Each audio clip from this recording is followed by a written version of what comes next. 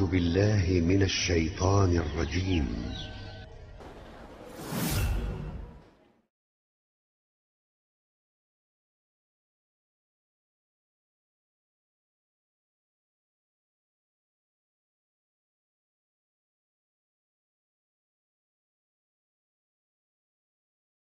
Assalamualaikum warahmatullahi wabarakatuh. Bismillahirrahmanirrahim.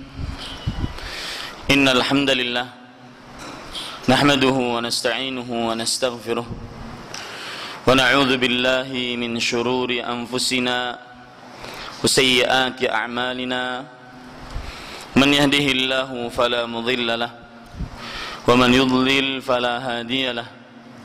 وأشهد أن لا إله إلا الله وحده لا شريك له وأشهد أن محمدا عبده ورسوله.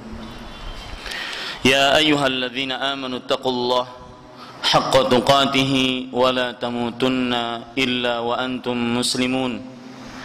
يا أيها الناس اتقوا ربكم الذي خلقكم من نفس واحدة وخلق منها زوجها وبث منهما رجالا كثيرا ونساء واتقوا الله الذي تساءلون به والأرحام إن الله كان عليكم رقيبا. يا أيها الذين آمنوا اتقوا الله وقولوا قولا سديدا يصلح لكم أعمالكم ويغفر لكم ذنوبكم ومن يطع الله ورسوله فقد فاز فوزا عظيما. أما بعد فإن أصدق الحديث كتاب الله وأحسن الهدي هدي محمد صلى الله عليه وعلى آله وسلم وشر الأمور محدثاتها وكل محدثة بدعة وكل بدعة ضلالة وكل ضلالة في النار. الحمد لله, kita bersyukur pada Allah Subhanahu wa taala. Pada hari ini Kamis 23 Rabiul Tsani 1436 Hijriah, kita ditakdirkan oleh Allah Subhanahu wa taala untuk duduk di dalam masjid ini, salah satu rumah dari rumah-rumah Allah Subhanahu wa taala, Masjid Agung Al-Azhar di Jakarta Selatan ini, untuk mengkaji ayat-ayat suci Al-Quran dan hadis-hadis Rasul sallallahu alaihi wa ala alihi wasallam. Salawat dan salam semoga selalu Allah berikan kepada Nabi kita Muhammad sallallahu alaihi wa ala alihi wasallam, pada keluarga beliau, para sahabat, serta orang-orang yang mengikuti beliau sampai hari kiamat kelak. Dengan nama-nama Allah yang husna dan sifat-sifat yang mulia, kita berdoa, Allahumma ighfir lana warhamna wa'afina warzuqna. Wahai Allah, ampunilah untuk kami dosa-dosa kami, dan rahmatilah kami, dan sehatkanlah badan kami, dan berikanlah rezeki kepada kami. Doa tersebut sejatinya dan sebaiknya dihafal oleh seorang muslim, karena Rasul sallallahu alaihi wa ala alihi wasallam bersabda dalam hadis riwayat Imam Muslim, "Qul Allahumma ighfirli warhamni wa'afini warzuqni fa inna haula'i tajma' laka khairad dunya wal akhirah."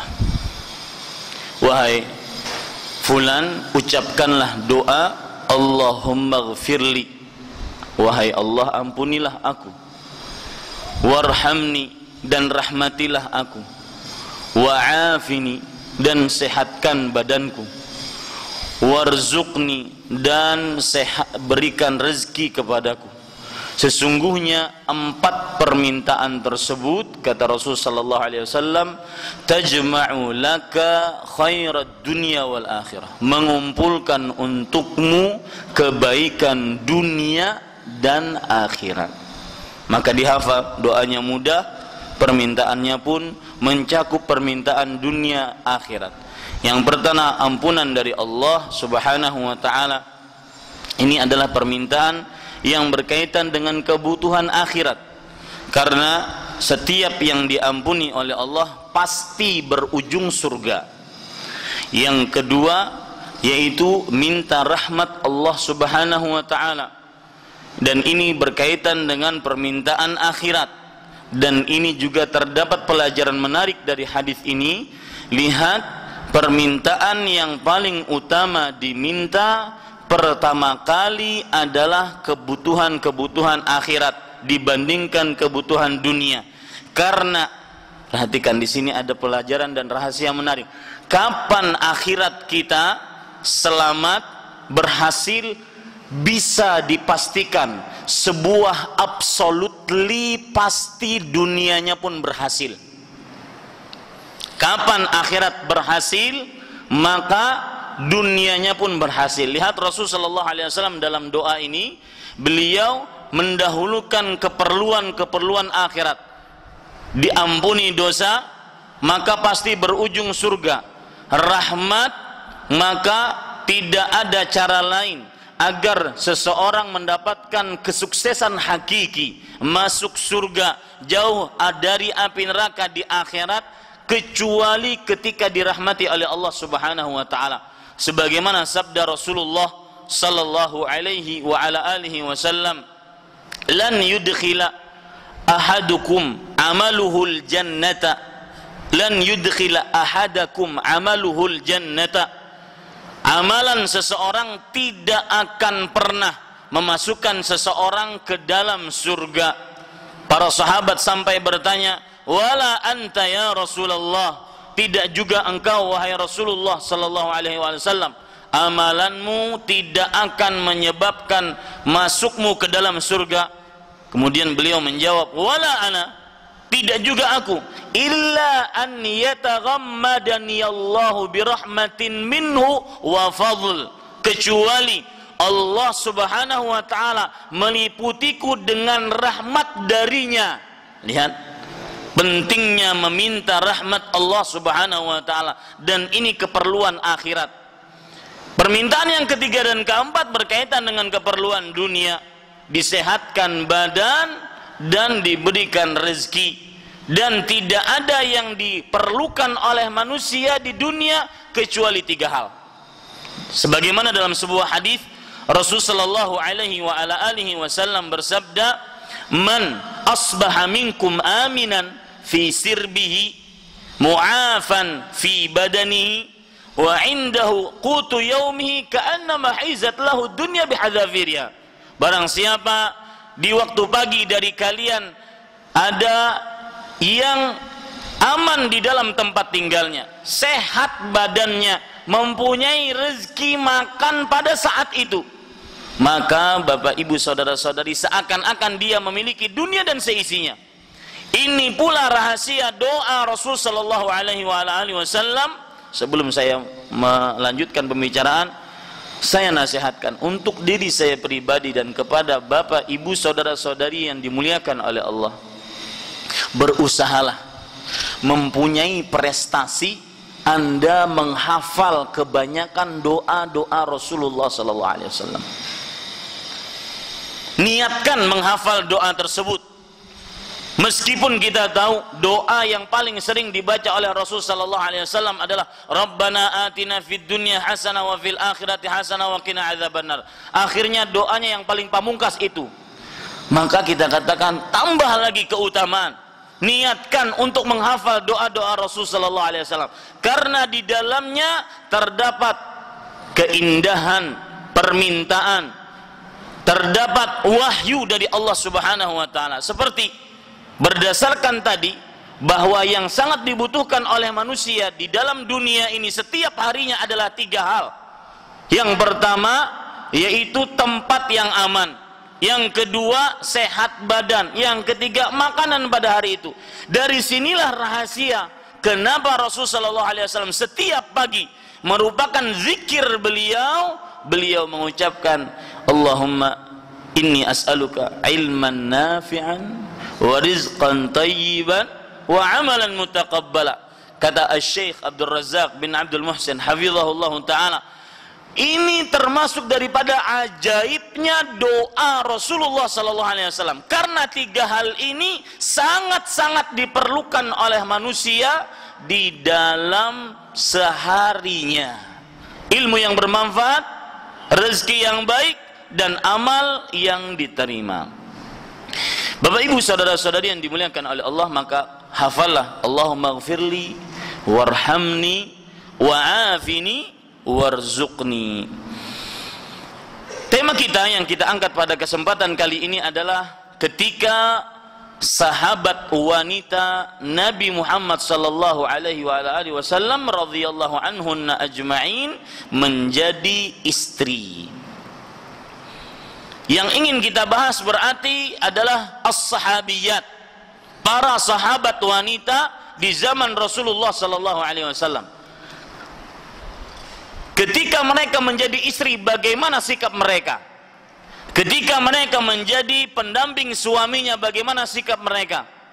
Sebelum kita bahas lebih dalam cerita-cerita tentang para sahabiyat, para sahabat-sahabat wanita di zaman Rasul sallallahu alaihi wasallam radhiyallahu anhunna ajma'in, maka saya ingin mengingatkan bahwasanya tidak ada, atau kenapa kita menjadikan istri, kenapa kita menjadikan sahabat-sahabat wanita sebagai profil istri terbaik,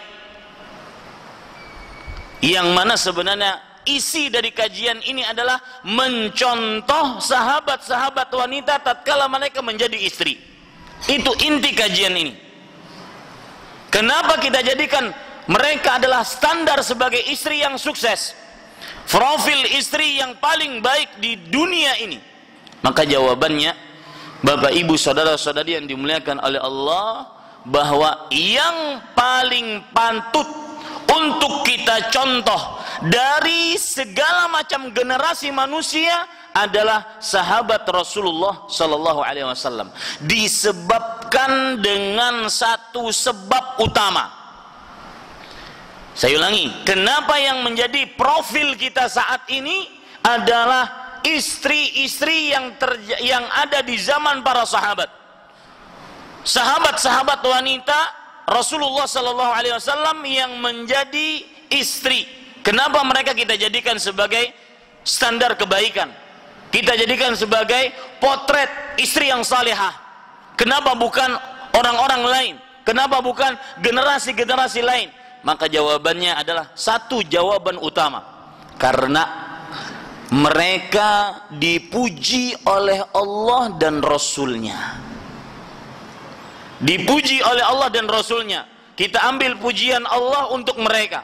Dan ini pujian bukan hanya sebenarnya untuk para sahabat wanita Rasulullah sallallahu alaihi wasallam, para sahabiyat, bukan, tetapi sahabat secara umum. Pujian Allah Subhanahu wa taala sebutkan di dalam surat At-Taubah ayat 100. Was-sabiqunal awwalun minal muhajirin wal ansar walladzina tabauhum bi ihsan radhiyallahu anhum wa radu an a'adda lahum jannatin tajri tahtaha al-anhar khalidina fiha abadan dzalikal fawzul azim. Lihat ayat ini baik-baik. Generasi pertama dari kaum muhajirin dan ansar dan orang-orang yang mengikuti mereka dengan baik, yaitu para sahabat dan para sahabiyat, sahabat Nabi yang laki-laki dan sahabat Nabi yang perempuan, dan orang-orang yang mengikuti mereka dengan baik. Kenapa mereka bagaimana pujian Allah terhadap mereka? Allah berfirman, radhiyallahu anhum wa radu'an. Allah ridha terhadap mereka dan mereka ridha kepada Allah. Kalau ada orang bertanya, kalau diridhai oleh Allah Subhanahu wa taala, memang kenapa? Ya, dan ini sering saya singgung sebagai pendai, ustadz, atau siapa saja yang menyampaikan ilmu agama terhadap umat Islam, maka terutama di zaman sekarang harus benar-benar teliti. Kalau seandainya mereka diridhai oleh Allah, kenapa mereka masih patut untuk diikuti? Masih belum terjawab. Kenapa mereka patut untuk diikuti? Dipuji oleh Allah yaitu dengan diridhai oleh Allah Subhanahu wa taala. Memang kalau orang diridhai oleh Allah, kenapa? Kenapa kita menjadikan para sahabiyat menjadi istri-istri teladan yang paling patut untuk dicontoh? Karena mereka diridhai oleh Allah. Lalu kalau diridhai oleh Allah, so what? Kenapa?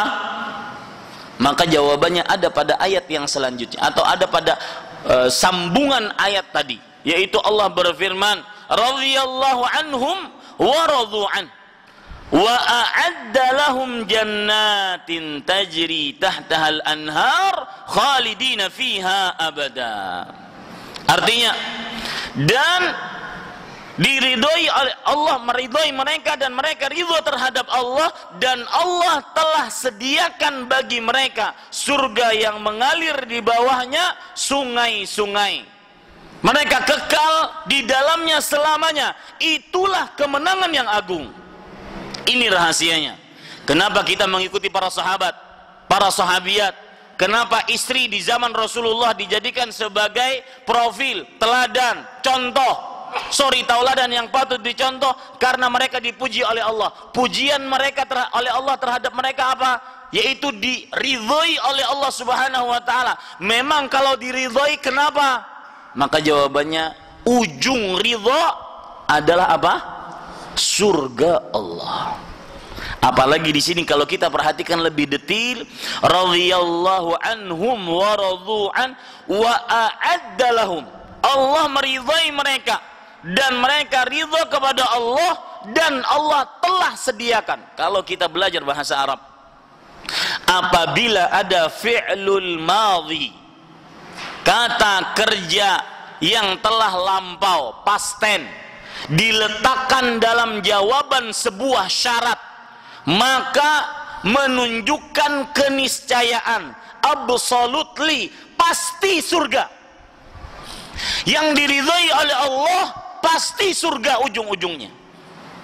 Makanya ini yang menjadikan kita termotivasi untuk menjadikan istri-istri di zaman Rasul sallallahu alaihi wasallam sebagai teladan, potret yang paling patut dicontoh, dan yang semisalnya.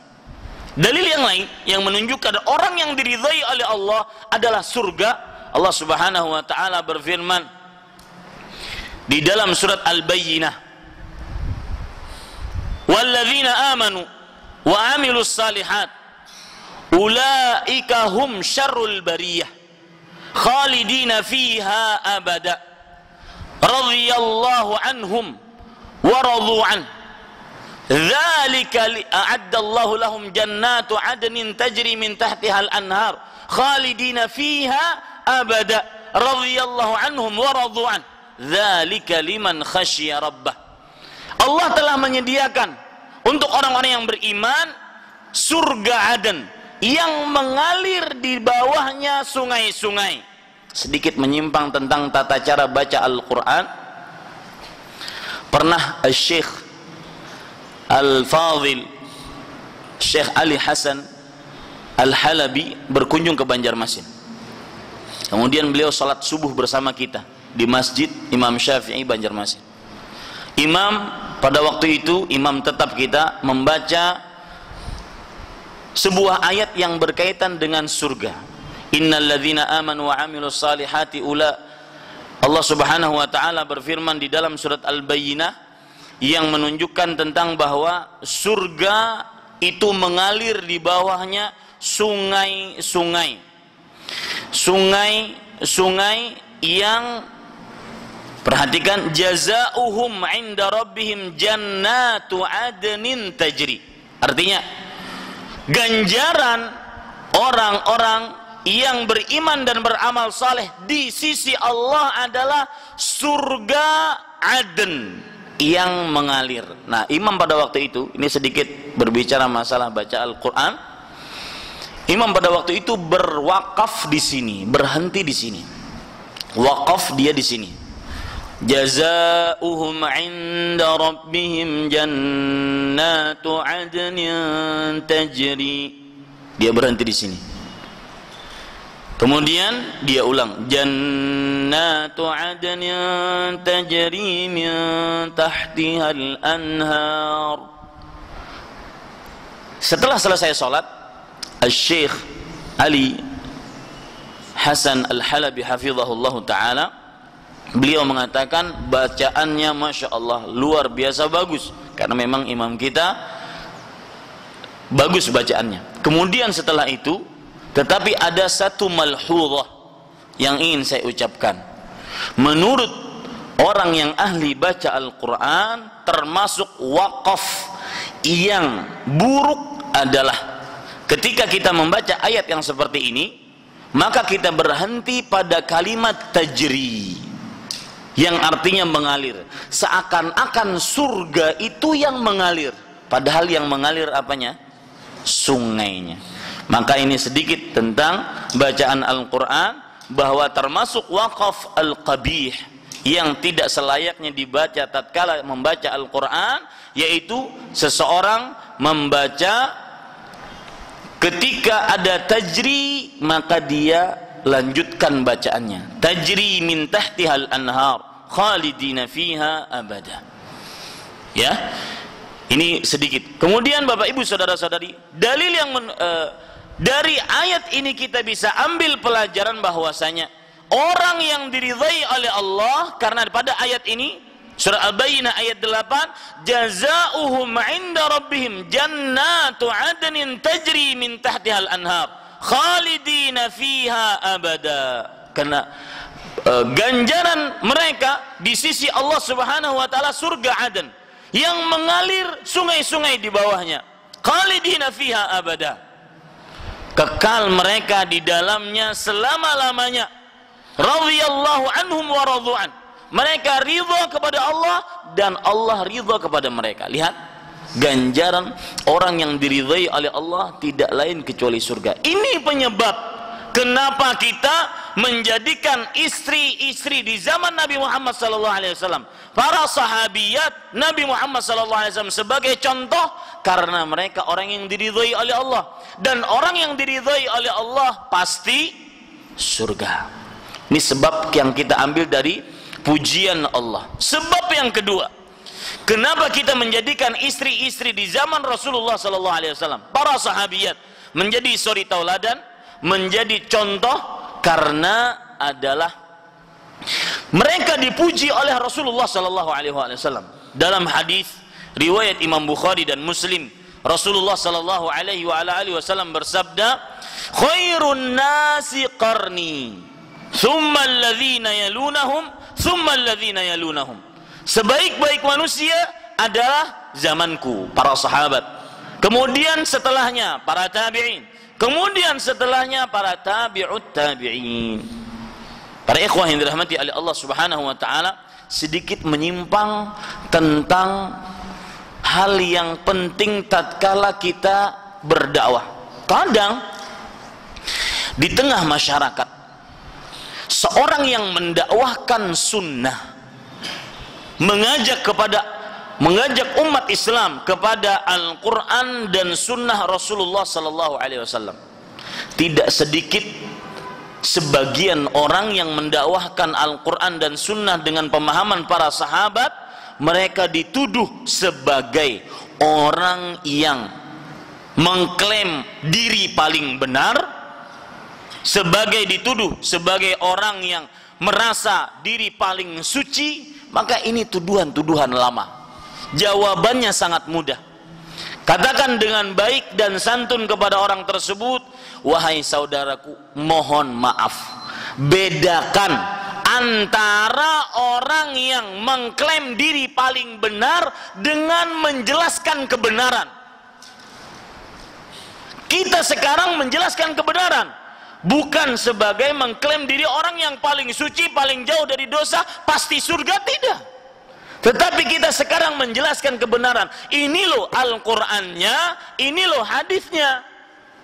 Nah, itu jawaban bagi siapa yang mendapatkan permasalahan seperti itu. Sering sekali kita dapati, kalau seandainya kita menjelaskan, apalagi termasuk memang kebiasaan manusia itu paling susah untuk menerima kritikan, dan itu sudah Allah Subhanahu wa taala sebutkan dalam Al-Qur'an.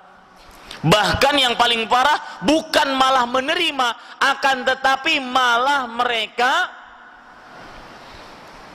menolak, bukan sekedar menolak bahkan, tetapi timbul rasa sombong. Allah Subhanahu wa taala berfirman di dalam Al-Qur'an, "Wa idza qila lahu ittaqillah akhadhathul 'izzatu bil its fahasbuhu jahannam wa la bi'sal mihad."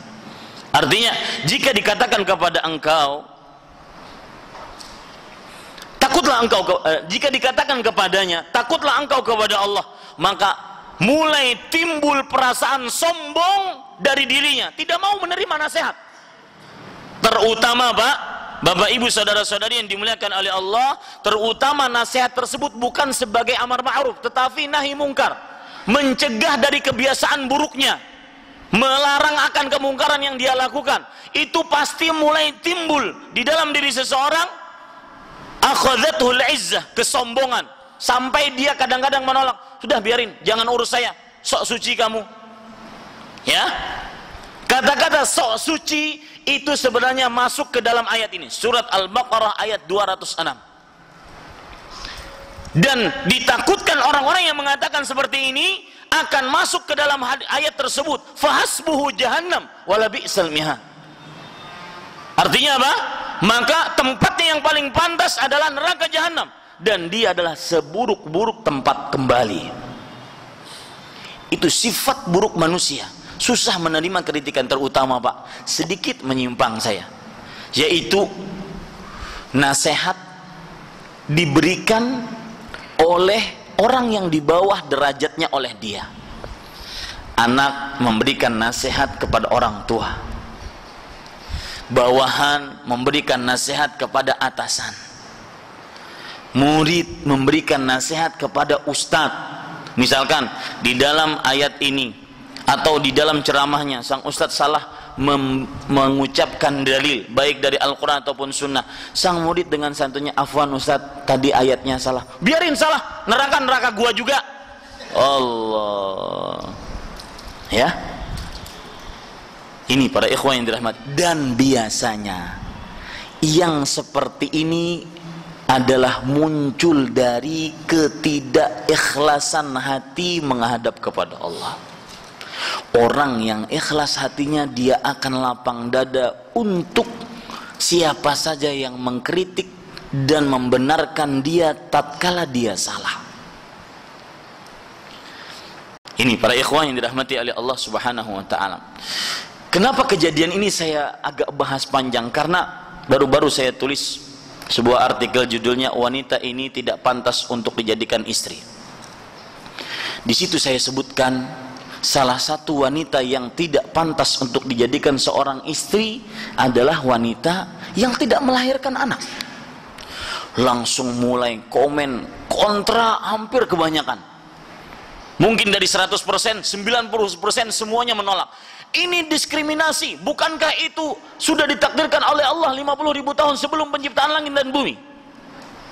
Setelah saya sebutkan hadisnya, baru pada diem.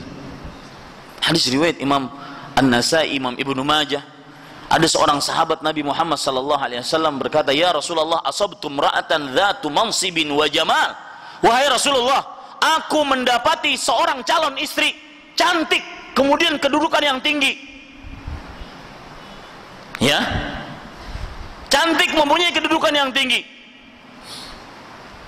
Walakinnaha la talid afa atazawwajuha, tetapi dia tidak melahirkan. Maka apakah aku menikah dengannya? Kata Rasulullah SAW, la, tidak. Kemudian yang kedua, tidak.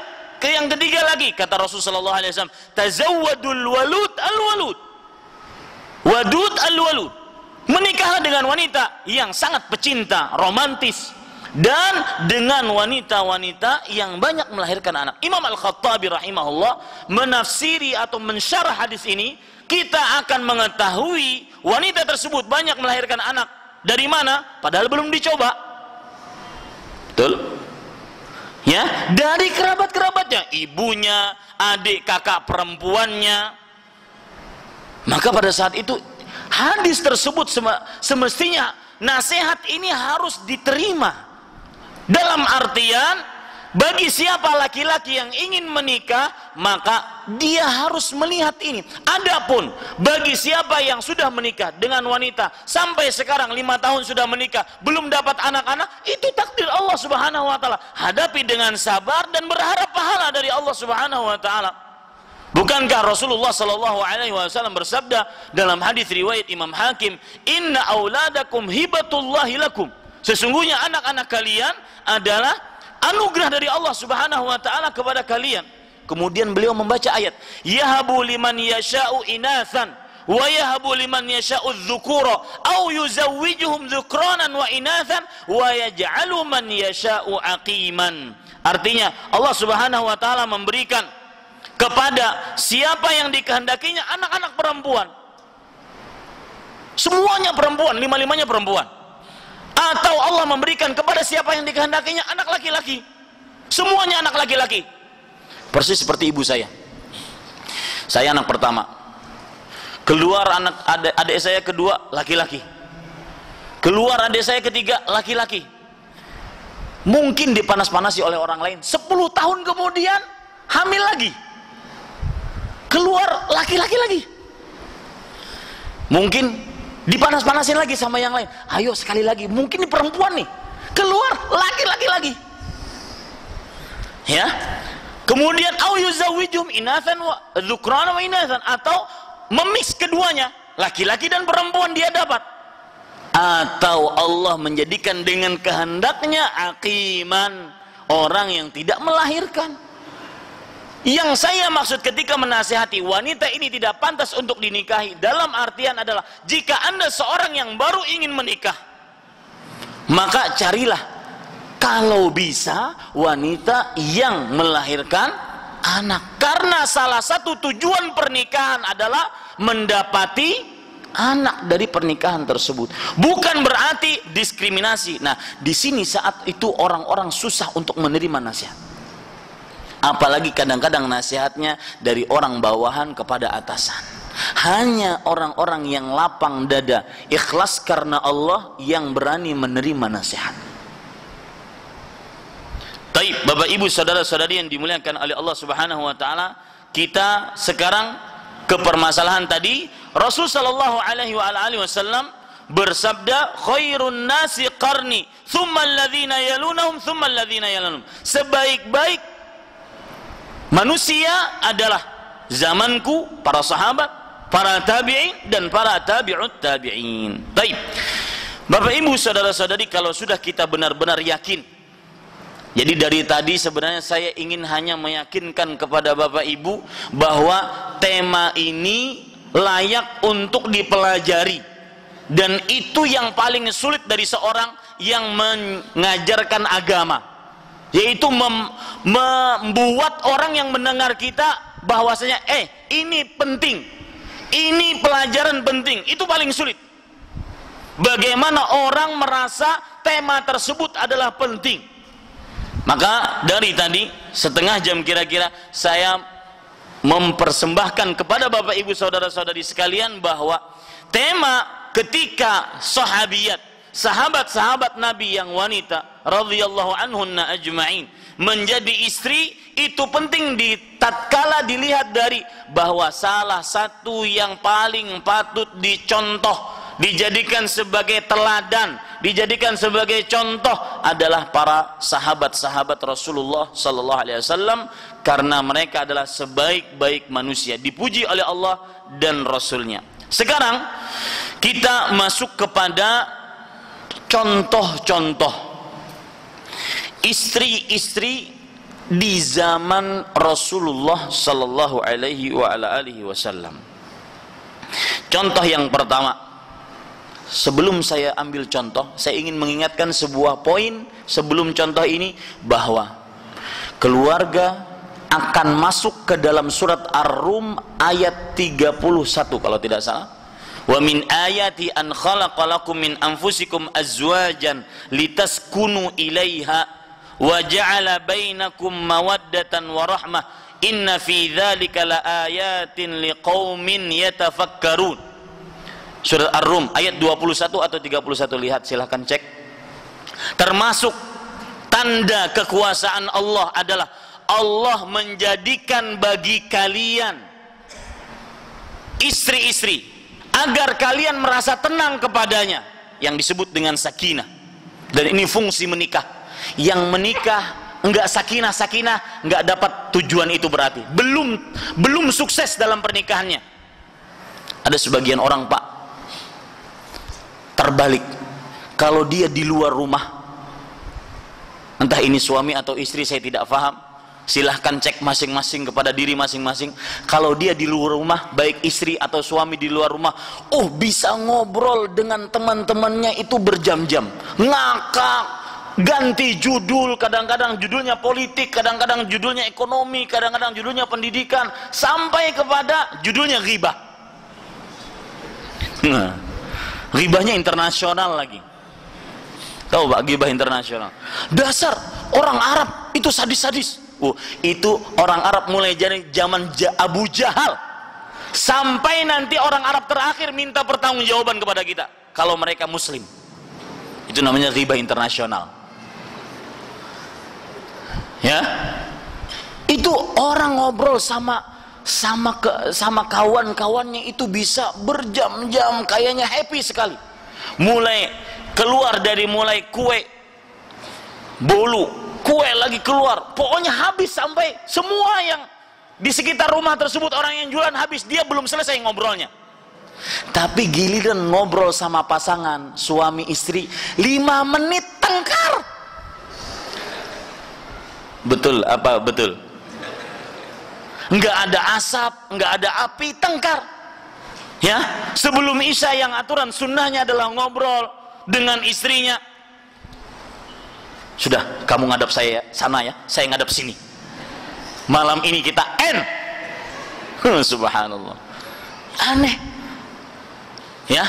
Para suami juga begitu kadang-kadang, ngobrol dengan istrinya, dengan ustadznya kadang-kadang santun. Iya ustadz, pelan sekali ngomongnya. Iya ustadz, bagaimana ustadz? Apa yang bisa dibantu ustadz? Tapi giliran sama istrinya, subhanallah, seperti yang saya sebut, 5 menit tengkar. Nah, ini Bapak Ibu saudara-saudari yang dimuliakan oleh Allah, perhatikan, tujuan menikah mendapatkan ketenangan. Baik menikah yang pertama atau kedua, atau ketiga, atau keempat. Ada orang pernah cerita sama saya, Ustadz, jangan deh poligami. Kenapa? Saya bilang, saya pikir dengan menambah itu menambah ketenangan. Subhanallah, malam pertama saya menikah, ini cerita hakiki Bu. Malam pertama saya menikah, yang aturan itu adalah malam pertama saya honeymoon. Ini saya gendong anak. Karena mungkin dia menikahi janda, jandanya punya anak, anaknya bayi. Ya Allah, subhanallah. Sampai dia mengatakan, mending saya nggak nikah kemarin. Aturan yang satu mendapatkan ketenangan, yang kedua lebih tenang lagi. Aturan seperti itu. Dari mana dalilnya? Allah Subhanahu wa taala berfirman, man amila salihan min dzakarin aw untha wa huwa mu'min falanuhyiyannahu hayatan thayyibah wa lanajziyannahum ajrahum bi ahsani ma kanu ya'malun. Surah An-Nahl ayat 97. Barang siapa yang beramal saleh dari laki-laki ataupun perempuan dalam keadaan dia beriman, maka sungguh, lihat penekanan, beberapa kali penekanan dari Allah, maka sungguh, fala, lam di sini lamut taukid, sungguh kami akan benar-benar, nun falanuhyiyannahu, nunut taukid yang ada tasdidnya itu disebut nunut taukid dalam bahasa Arab. Sungguh kami akan benar-benar memberikan kepadanya kehidupan yang baik, dan kami akan benar-benar akan memberikan ganjaran yang lebih baik daripada apa yang mereka kerjakan. Semestinya orang yang menikah mendapatkan ketenangan. Menikah pertama dapat ketenangan, nikah kedua harus lebih tenang semestinya. Kalau seandainya tidak bisa menjamin untuk lebih tenang selanjutnya, maka jangan nikah. Cukup katakan kepada istri kita tercinta, hiyal alam kullah, kamu adalah segala alam sesuatu.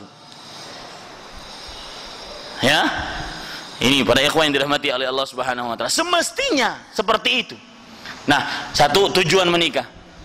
Wa min ayati an khalaqalakum min anfusikum azwajan litaskunu ilaiha, agar kalian merasa tenang dengannya. Yang kedua, wa ja'ala bainakum mawaddatan wa rahmah. Inna fi dzalika laayatin liqaumin yatafakkarun. Dan menjadikan bagi kalian mawaddah, saling cinta. Ya. Saling cinta. Semestinya orang yang menikah tujuannya adalah mencintai pasangannya. Berarti apabila ada yang menikah mencintai selain pasangannya, terutama yang haram, maka itu tidak kena tujuan menikahnya. Yang aneh, Pak, dan ini memang sudah ditegaskan oleh Allah. Dan ini bukan hanya untuk anak-anak muda di zaman sekarang. Ya, cinta-cinta haram, yaitu seorang suami yang sudah mempunyai istri yang sah, mempunyai wanita idaman lain. Itu cinta-cinta haram. Seorang perempuan yang sudah menikah dengan suami yang sah secara Islam, mempunyai pria idaman lain, cinta-cinta haram. Kadang-kadang seorang, subhanallah ya, yang mempunyai pasangan, dia ketika berhadapan dengan pasangannya tidak bisa semesra itu. Tapi tatkala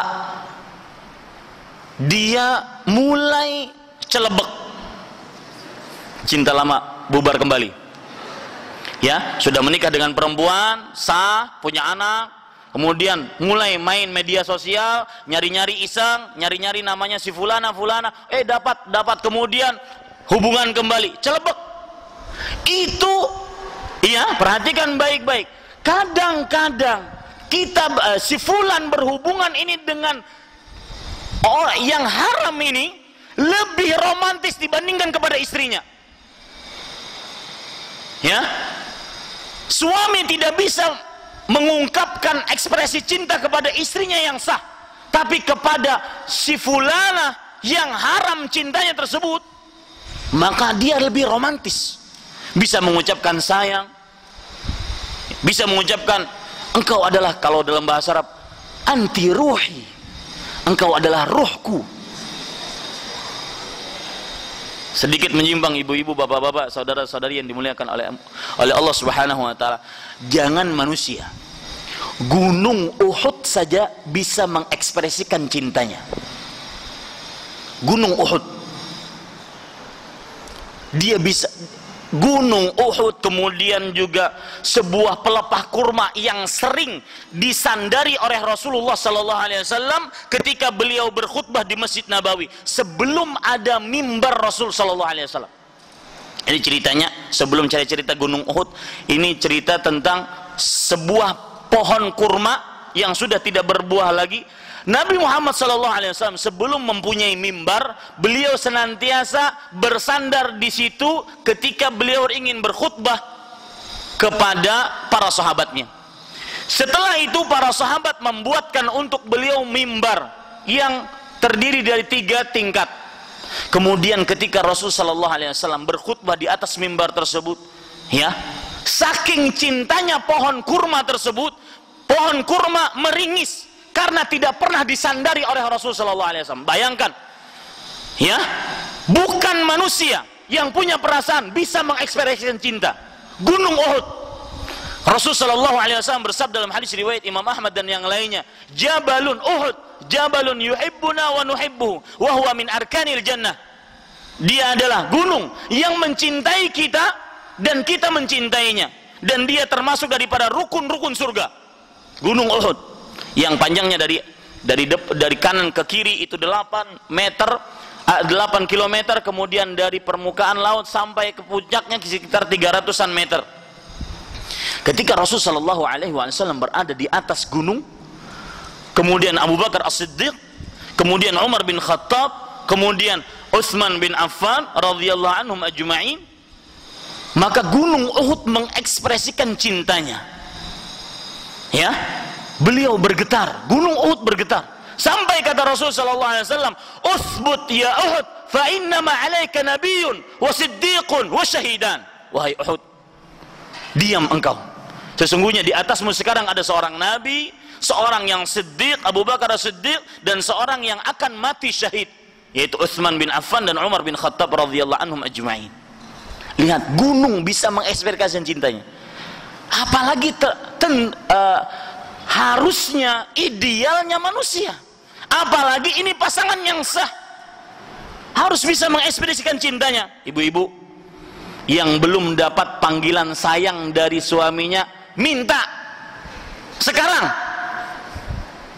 Lihat Rasulullah SAW manggil istrinya, ya Aish. Hadis riwayat Imam Bukhari dan Muslim. Ya Aish. Aish, kata para ulama pensyarah hadis ini adalah tarkhimu Aisyah. Artinya panggilan sayang untuk Aisyah, panggilan manja untuk Aisyah. Kemudian dalam riwayat yang agak lemah, riwayat Imam Ibnu Majah, Nabi Muhammad SAW menyebut Aisyah dengan panggilan ya Humaira. Wahai Humaira, artinya wahai wanita yang putih berkemerah-merahan, memuji Aisyah dengan kecantikannya. Maka yang belum punya panggilan sayang, minta sama suaminya sekarang. Ya, ini ekspresi cinta. Mau apa saja silahkan, mau pakai bahasa Indonesia, pakai bahasa Arab, pakai bahasa Jawa, silahkan. Ini dari dulu emboke. Saya tantang sekarang Bapak Ibu, saudara-saudari yang dimuliakan, terutama para suami, ya, kalau saya manggil istri saya 4 sekaligus, sayangku, cintaku, manisku, rinduku, puas dia, terbelalak sudah. Mau apa lagi sudah? Sekaligus itu. Taib, mawaddah, menjadikan sang di antara suami istri cinta. Seharusnya orang yang menikah harus mencintai suaminya atau harus mencintai istrinya. Wa ja'ala bainakum mawaddatan wa rahmah, dan kasih sayang. Ya, semestinya ketika seorang sudah menikah, kasih sayang terhadap suaminya. Ini tidak seperti yang cinta-cinta diharamkan. Aneh Pak memang. Kadang kita lebih kasih sayang terhadap wanita yang diharamkan dibandingkan istri. Istri tatkala sakit, dibawa berobat sekali, belum sembuh. Berobat ke sana yang lebih hebat, belum sembuh. Dokter yang lebih hebat yang ketiga, belum sembuh. Langsung suaminya mengatakan, sabar ya dek, mudah-mudahan disembuhkan oleh Allah Subhanahu wa ta'ala. Tapi dalam hati suami, cepat-cepat dek, masih banyak yang ngantri dek. Ini juga sebenarnya terpaksa sama kamu. Ya, tidak seperti itu. Harus lebih kasih sayang dengan istri. Inna fi dzalika laayat liqaumin yatafakkarun. Sesungguhnya itu adalah terdapat tanda-tanda kekuasaan bagi orang yang mau berpikir. Nah, para ikhwah, ayat ini saya sebutkan, surat Ar-Rum ayat 21 ini saya sebutkan sebagai muqaddimah, bahwasanya Anda tidak akan mendapatkan 3 hal ini, sakinah, mawaddah, dan rahmah, kecuali dengan kiat satu ini, yaitu sakinah, mawaddah, dan rahmah selalu dibangun di atas ketakwaan,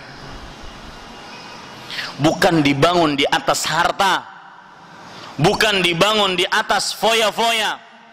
Misalkan ingin mendapatkan sakinah, mawaddah, dan rahmah, harus pergi ke mall, harus pergi ke mana, berpelesiran ke negeri-negeri orang-orang kafir yang di sana terkadang dilihat aurat.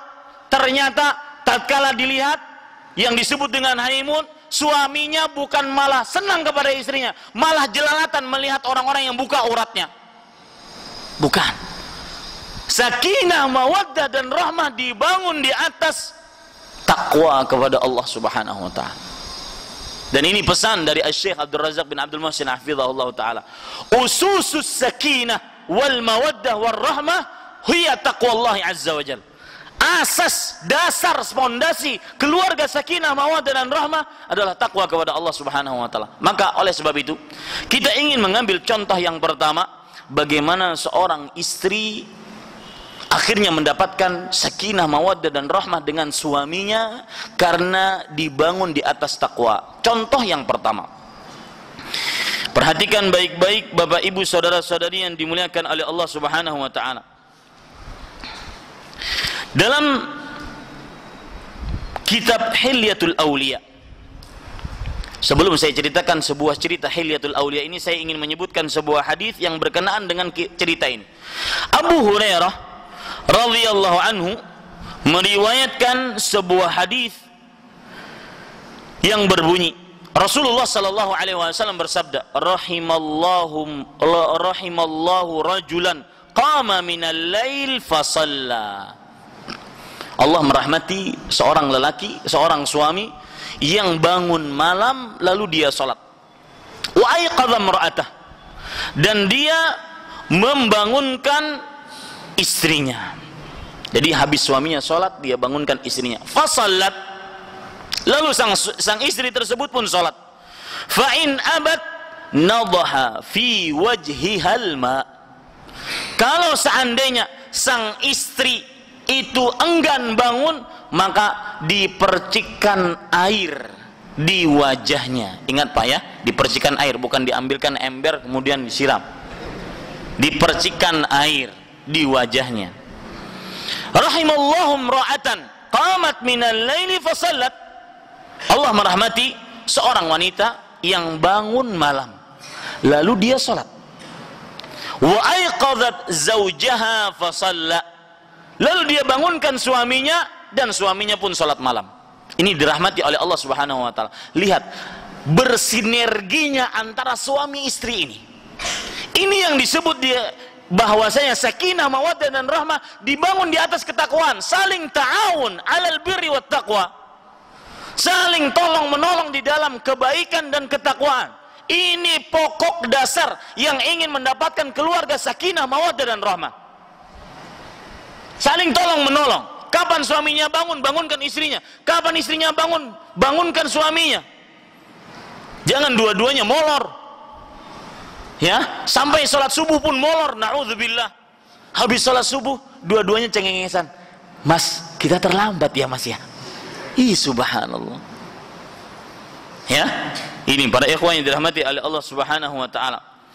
Wa aiqadhat zawjaha fa shalla, dan dia membangunkan suaminya kemudian dia salat. Fa in aba nadhat ala wajhil ma fi wajhil ma. Kalau seandainya suaminya enggan untuk bangun karena mungkin kecapean, karena terlalu ngantuk atau yang semisalnya, maka dipercikkan air pada wajah suaminya. Taib. Ustaz, ceritanya bagaimana? Ceritanya Abu Hurairah yang meriwayatkan hadis ini, beliau amalkan hadis ini. Dan Bapak Ibu saudara-saudari, di awal tadi saya menyinggung tentang gaya hidup para sahabat. Kenapa istri-istri di zaman Rasulullah yang paling patut kita jadikan sebagai suri tauladan, sebagai contoh? Karena salah satu sebabnya adalah mereka mempunyai gaya hidup. Salah satu gaya hidup mereka adalah dapat ilmu diamalkan, bukan sebagai hanya referensi. Ya, saya heran kadang-kadang mendengar orang yang sudah lama mengkaji, kemana-mana ada ustadz di sana kajian dia hadiri, ada ustadz di sana kajian dia hadiri, ada ustadz di sana kajian dia hadiri, tetapi keluarganya berantakan. Lalu kemana ilmu yang dia ambil? Kemana ilmu yang dia dapatkan dari ustadz tersebut? Maka gaya hidup para sahabat, kenapa mereka mendapat ridha Allah yang berujung surga? Kenapa para sahabat dijamin oleh Allah masuk surga seluruhnya? Sebagaimana dalam sebuah ayat, wa kullan wa'adallahul husna, setiap dari mereka. Kata-kata kul adalah aqwa siyaqin dalla 'alal umum.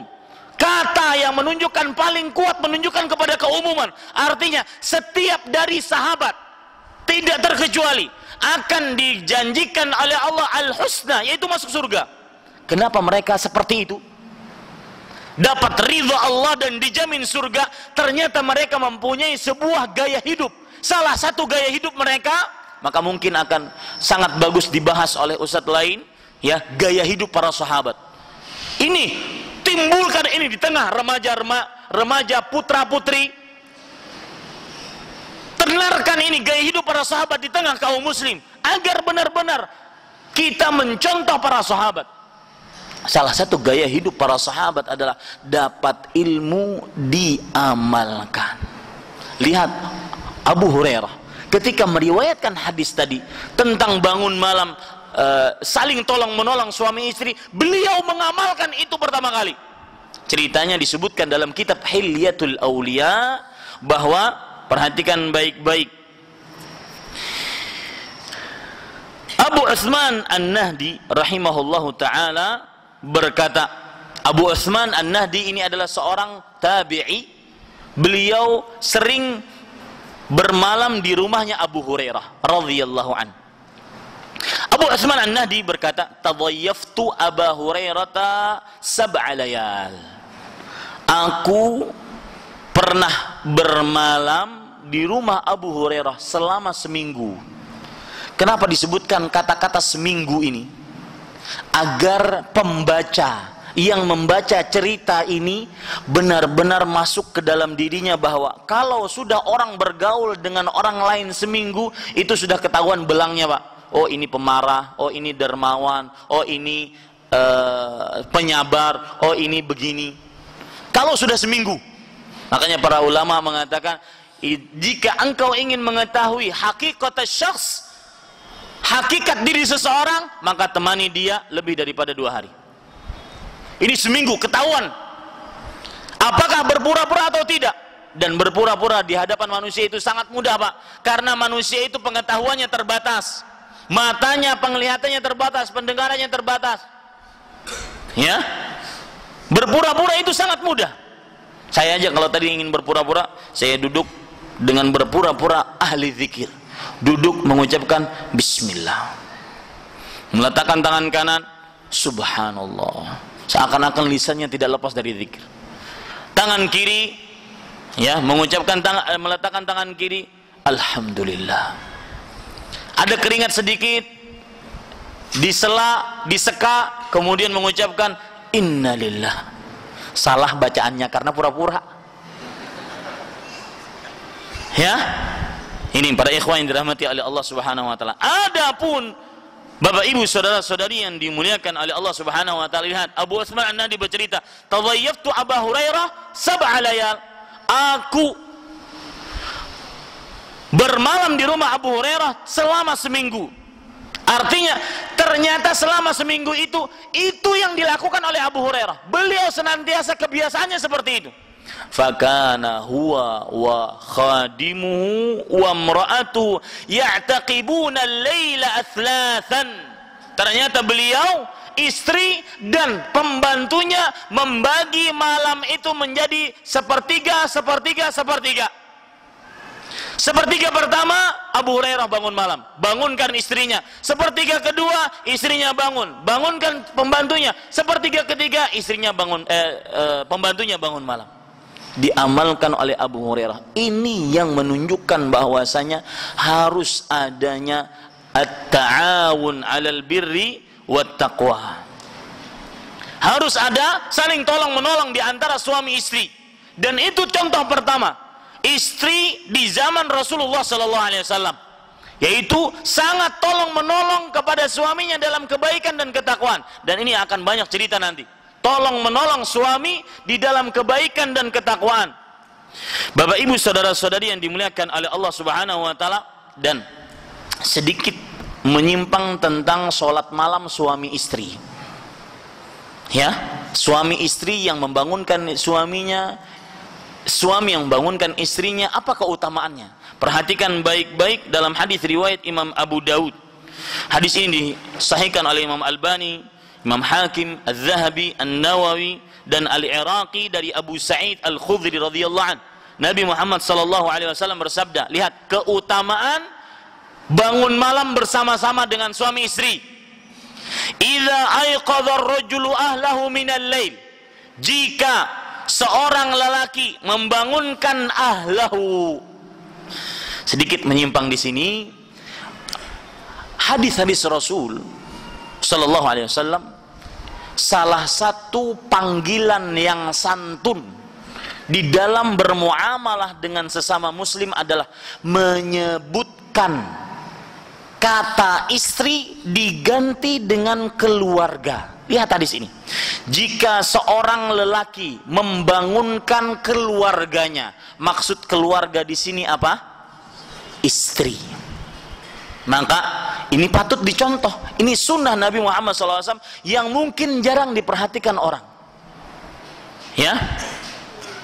Jadi kalau seandainya misalkan ingin bertanya, bagaimana istrimu? Enggak, jangan bertanya bagaimana istrimu. Tapi bagaimana keadaan keluarga, sehat? Itu maksudnya adalah istri dan anak-anak. Ini santun, kata santun. Nanti orang akan merasa risih kalau seandainya ditanya, Ustadz gimana istrinya? Emang ngapain? Nanya istri saya ngapain? Ya. Dan itu banyak dalam hadis dari Rasul sallallahu alaihi wasallam. Innaka lan tunfiqu nafaqatan ala ahlik. Sesungguhnya engkau wahai suami tidaklah kamu menafkahkan kepada keluargamu. Lihat, keluarga adalah gantian dari kata istri dan itu kata santun untuk penyebutan istri, yaitu keluarga. Kita lanjut. Idza aiqadha ar-rajulu ahlahu. Jika seorang lelaki membangunkan keluarganya dari pada waktu malam, fasallaya au shalla raka'ataini jami'an. Lihat, lalu kedua-duanya salat, atau dalam lafaz yang lain, lalu salat kedua-duanya dengan hanya 2 rakaat. Hanya 2 rakaat. Maka ganjarannya apa? Kutiba fidz dzakirina Allah katsiran wadz-dzakirat. Maka dua-duanya akan ditulis oleh Allah Subhanahu wa taala sebagai orang yang banyak berzikir kepada Allah dan banyak berzikir kepada Allah dari laki-laki ataupun perempuan. Dan salah satu sifat orang yang dipuji oleh Allah adalah wadz-dzakirinallaha katsiran wadz-dzakirat. Dan mereka dijanjikan oleh Allah surga. Ingin dapat seperti itu, maka caranya bangun malam bersama-sama suami istri, ya, walau hanya berapa rakaat? 2 rakaat. Ini contoh istri-istri di zaman Rasul sallallahu alaihi wasallam, yaitu tolong menolong dengan suaminya dalam kebaikan. Sekarang saya ingin menyebutkan cerita yang lain. Seorang istri yang tolong menolong dengan suaminya dalam kebaikan, yaitu cerita yang diriwayatkan di dalam kitab Majma'uz Zawaid dan juga di dalam kitab Tafsir At-Tabari. Allah Subhanahu wa taala berfirman, "Man dzalladzi yuqridullaha qardan hasanan."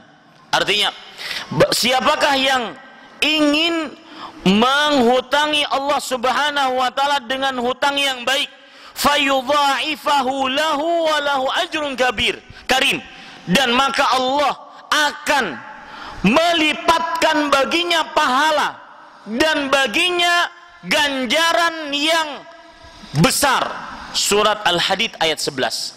Ketika ayat ini turun, disebutkan dalam tafsir Ibnu Jarir At-Tabari rahimahullahu taala, maka ada seorang sahabat yang bernama Abu Ad-Dahdah Al-Ansari. Seorang sahabat bernama Abu Dahdah Al-Ansari. Saya ceritakan dulu tentang Abu Dahdah ini. Abu Dahdah ini seorang sahabat kaya. Kayanya dilihat dari beliau mempunyai kebun kurma. Kebun kurmanya tersebut, di dalam kebun kurmanya itu ada 600 pohon kurma. Kalau 600 pohon kurma berarti itu luas sekali. Dan di dalam kebun tersebut hidup anak istrinya, hidup Ummu Dahdah dan istri-istri dan anak-anaknya. Maka mendengar ayat ini, Allah berfirman tadi dalam surat apa? Al-Hadid ayat 11. Man dzalladzi yuqridullaha qardan hasanan fayudha'ifahu lahu wa lahu ajrun karim. Siapakah yang ingin menghutangi Allah? Artinya yang ingin menjalankan rezekinya di jalan Allah. Dan ingat Pak, Salah satu konsep rezeki dalam Islam adalah harta yang sebenarnya kita miliki bukan yang Anda pakai sekarang, bukan yang Anda simpan sekarang, yang kalau seandainya bertemu dengan orang yang disempitkan rezekinya merasa lebih wah, lebih mulia, lebih terhormat. Kalau bertemu dengan orang yang lusuh bajunya, mulai memegang hidung, mulai bicaranya tidak sopan, mulai bicara mukanya masam, petantang-petenteng dengan hartanya. Kapan dia mati, semua harta yang dia miliki, yang dia pakai, yang dia simpan, itu bukan milik dia. Milik siapa? Ahli waris.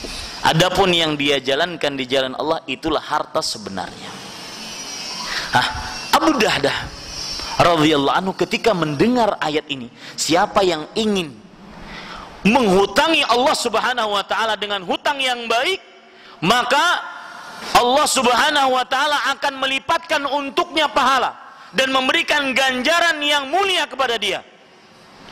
Abu Dahdah datang kepada Rasul sallallahu alaihi wasallam dan berkata, "Ya Rasulullah, wa inna Allah la yuridu minnal qarda." Wahai Rasulullah, benarkah Allah menginginkan dari kita hutangan? Maka Rasul sallallahu alaihi wasallam menjawab, "Na'am ya Abu Dahdah." Iya, benar. Allah ingin kita menjalankan uang kita di jalan Allah, harta kita di jalan Allah subhanahu wa ta'ala. Qala arini yadaka ya Rasulullah.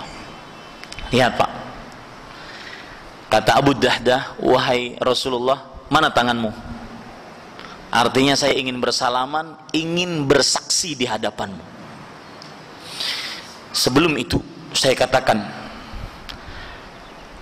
akan sulit menjadi sosok Abu Dahdah ketika kita masih kurang yakin dengan janji Allah. Dalam artian lain, penyakit yang menyebabkan seseorang tidak dermawan, sulit untuk mengeluarkan rezeki di jalan Allah, adalah karena dia kurang yakin dengan janji dan kuasa Allah. Saya beri contoh detil, ibu-ibu, bapak-bapak, mohon maaf kalau ada yang semisal dengan ini. Ini hanya contoh detil. Ada seorang datang ke rumah kita. Pertama, orang tersebut keluarga kita. Yang kedua, dia ingin meminjam uang kita, bukan ingin mengambil, mencuri. Ingin minjam, berarti kalau minjam akan dikembalikan. Yang ketiga, orang itu pun minjam hanya sedikit dari harta kita. Saya beri contoh, makanya saya katakan tadi contohnya detil, biar lebih paham. Misalkan kita punya duit 15 juta, dia cuma minjem 2 juta. Kalaupun dikasih, uang kita masih sisa berapa? 13 juta, masih banyak. Kemudian, itu pun dia tidak minjam setiap hari. Dia minjem hanya karena sangat-sangat memerlukan saja, baru dia mau minjem. Lihat, empat sebab ini, dan boleh ditambah sebab-sebab yang lain. Kata yang mau dipinjapi, "Mas, kerabatku, keluargaku, sebentar ya, saya mau masuk kamar dulu." Di kamar ngapain? Ribut dengan istrinya. "Ayo istriku, pinjemin gak nih?"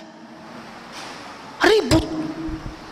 Ya, kalau kita pinjemin nanti kita gimana? Nanti nggak dikembalikan. Kalau dipinjemin nanti dia ketagihan minjem terus sama kita. Kalau kita ribut, cuma 2 juta. Sering terjadi seperti itu? Hah? Sering. Padahal Rasulullah sallallahu alaihi wasallam bersabda, "Man naffasa an mu'minin qurbatan min qurabid dunya, naffasallahu anhu qurbatan min qurabi yaumil qiyamah." Barang siapa yang melapangkan kesulitan seorang beriman dari kesulitan dunia, niscaya pasti Allah lapangkan dia dari kesulitan akhirat. Tetapi Pak, kebalikan dari itu, giliran untuk mencari dunia, keperluan dunia, nggak pernah mikir. Coba ibu-ibu pergi ke mall, pusat perbelanjaan, sudah mallnya yang paling wah, yang harganya di situ wah, ya, datang bawa kereta, masukin barang. Pernah mikir, oh nanti habis uang saya, oh nanti, nggak pernah mikir kan? Bahkan ada orang kadang-kadang beli sesuatu, ih lucu, beli karena lucu. Betul nggak ibu-ibu? Ya, beli bukan karena kebutuhan. Jangan primer, sekunder bukan, tertier juga bukan, apalagi primer. Beli, lucu, beli nanti habis lagi. Itu nggak pernah mikir. Giliran untuk akhirat, maka banyak sekali perhitungannya. Seperti yang saya bilang tadi, berdiskusi dengan istrinya, ayo gimana nih, dikasih nggak? Ayo cepet tuh, orangnya nunggu. Kalau seandainya dikasih nanti dia ngembalikan kapan? Kalau seandainya dikasih nanti banyak orang yang belum bayar hutang sama kita. Wah, begitu. Padahal dalam hadis riwayat Imam At-Tayalisi di dalam kitabnya Al-Musnad, Musnad At-Tayalisi, Rasul sallallahu alaihi wasallam bersabda dalam hadis dari Abdullah bin Mas'ud radhiyallahu anhu, kullu qardin sadaqah. Setiap hutang yang kita berikan itu dinilai sedekah. Saya tantang orang-orang yang diluaskan rezekinya yang hadir di majelis ini, ada yang bisa bersedekah setiap harinya 500.000? Nggak ada. Itulah orang-orang yang berhutang, yang menghutangi orang lain. Selama hutangnya belum dibayar, maka dia dinyatakan sebagai orang yang bersedekah. Yang lebih utama lagi, membebaskan orang yang berhutang. Dijanjikan dimaafkan oleh Allah dalam hadis riwayat Bukhari. Kana tajirun min bani Israel yudayinun nas fa idza ra'a mu'siran. Artinya, ada seorang pedagang di zaman Bani Israel sering menghutangi orang lain. Jika dia melihat orang yang sulit bayar hutang kepadanya, qala li fityani, dia mengatakan kepada anak kecilnya ataupun pegawainya, tajawaz anhu la'alla Allah an yatajawazana. Maafkan dia, bebaskan dia dari hutang, semoga Allah membebaskan kita. Maka kata Rasul sallallahu alaihi wasallam, fatajawazallahu anhu. Ini lebih utama lagi. Ini enggak, kadang-kadang orang yang berhutang tersebut jumlahnya minim, dia punya ratusan juta, dia punya puluhan juta. Orang yang berhutang cuma 1 juta, ya akhi, bebaskan. Anda punya puluhan juta, ratusan juta, bebaskan ya akhi. Ini enggak, ceritanya kemana-mana dibawa. Si fulan berhutang kepada saya, belum dibayar, dibawa ke pasar, dibawa ke masjid, dibawa ke sekolahan, dibawa ke tempat kerja. Apalagi kadang-kadang hutangnya yang ecek-ecek, 10.000. Bukan meremehkan masalah hutang, tetapi saya ingin menggugah hati-hati orang-orang. Nih, harta Anda sebenarnya adalah yang Anda jalankan di jalan Allah. Adapun saya nanti kalau berbicara tentang masalah orang yang berhutang, maka ini harus dikuatkan juga. Jangan bermudah-mudah mengambil harta orang lain tanpa kebenaran. Di antaranya berhutang tidak bayar, mempunyai 2 kata pamungkas, afwan akhi. Ya, saya baru bikin video klip judulnya Afwan Akhi. Hutang, afwan akhi. Ya akhi, bayar. Ini para ikhwan yang dirahmati oleh Allah Subhanahu wa taala. Bapak Ibu saudara-saudari, sekali lagi, orang sulit menjalankan harta di jalan Allah, salah satu penyebab adalah dia kurang yakin dengan janji Allah. Lihat Abu Dahdah. Beliau mengatakan, ya Rasulullah, arini yadak. Wahai Rasulullah, mana tangan? Sini, aku ingin bersaksi. Kata Abu Dahdah radhiyallahu anhu, fa inni qad aqradtu rabbi haiti.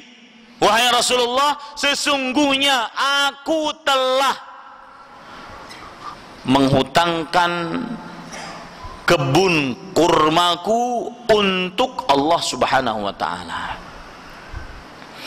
Disebutkan dalam riwayat tersebut, walahu haitun fi 600 nakhlah wa ummud dahda fihi wa iyaluha. Dan artinya Abu Dahdah memiliki kebun kurma sebanyak 600 pohon kurma di dalamnya. Dan di dalam kebun tersebut tinggal Ummu Dahdah dan anak-anaknya. Maka setelah Abu Dahdah berikan kebun tersebut kepada Ummu Dahdah kepada Rasul sallallahu alaihi wasallam untuk Allah dan Rasulnya, maka Abu Dahdah mendatangi kebun yang di situ masih tinggal Ummu Dahdah. Perhatikan kata Abu Dahdah, "Ya Ummu Dahdah." Wahai Ummu Dahdah, wahai istriku. Kata sang istri, "Labbaik." Iya wahai suamiku. "Ukhruji faqad aqradtuhu Rabbi azza wa jalla." Lihat, demi Allah dan Rasulnya dia keluarkan istrinya. Demi Allah dan Rasulnya dia keluarkan istrinya dari tempat tinggalnya. Ini pilihan sulit, Pak. Ini pilihan berat. Dan tidak pantas kita main spekulasi dengan Allah, karena Allah tidak membutuhkan spekulasi. Allah pasti ganti. Makanya Ummu Dahdah potret istri dari sahabat yang patut dicontoh ketika Ummu Dahdah menjadi istri. Lihat kata Ummu Dahdah radhiyallahu anhu, "Rabi'a bai'uka ya Abu Dahdah." Sungguh jual beli ini adalah mendatangkan keuntungan yang sangat besar, wahai Abu Dahdah. Beliau lebih mendahulukan akhiratnya dibandingkan dunianya. Inilah potret-potret istri yang menjual dunia untuk mendapatkan surga. Rabi'a bai'uka ya Abu Dahdah. Tidak seperti sebagian istri yang ketika suaminya mulai mengaji Al-Quran, mulai ingin taat kepada Allah, ingin menjalankan lebih harta di jalan Allah, mulai mencerocos dengan cerocos yang tidak pantas. Bahkan subhanallah, Bapak Ibu saudara-saudari, di sana banyak istri-istri jenis syaitan. Saya pernah dicurhati seorang suami, "Ustaz, saya mau berbuat apa Ustaz? Ketika saya sudah memanjangkan jenggot, ingin mengamalkan sunnah Rasul sallallahu alaihi wasallam, yang itu mufakat, sepakat antara 4 imam, bahwasanya tidak ada perbedaan pendapat memanjangkan jenggot sunnah Rasul sallallahu alaihi wasallam. Imam yang 4 sepakat." Sang istri mengatakan dengan beringasnya, "Apa nih? Apa nih?" Sambil dipotong, wallahi cerita hakiki. Istri-istri dari syaitan, alladzi yuwaswisu fi sudurin nas minal jinnati wan nas. Lihat Abu Dahdah dan Ummu Dahdah. "Rabiha bai'uka ya Abu Dahdah." Ummu Dahdah tidak mengatakan, "Wahai suamiku, engkau menjual ini semua kepada Allah. Kami tinggal di mana? Kapan kami bisa? Bagaimana nanti istri? Bagaimana anak-anakmu akan tidur? Makan apa?"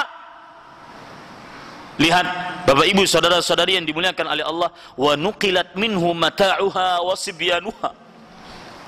Seluruh hartanya dikeluarkan dari rumah tersebut dan anak-anaknya.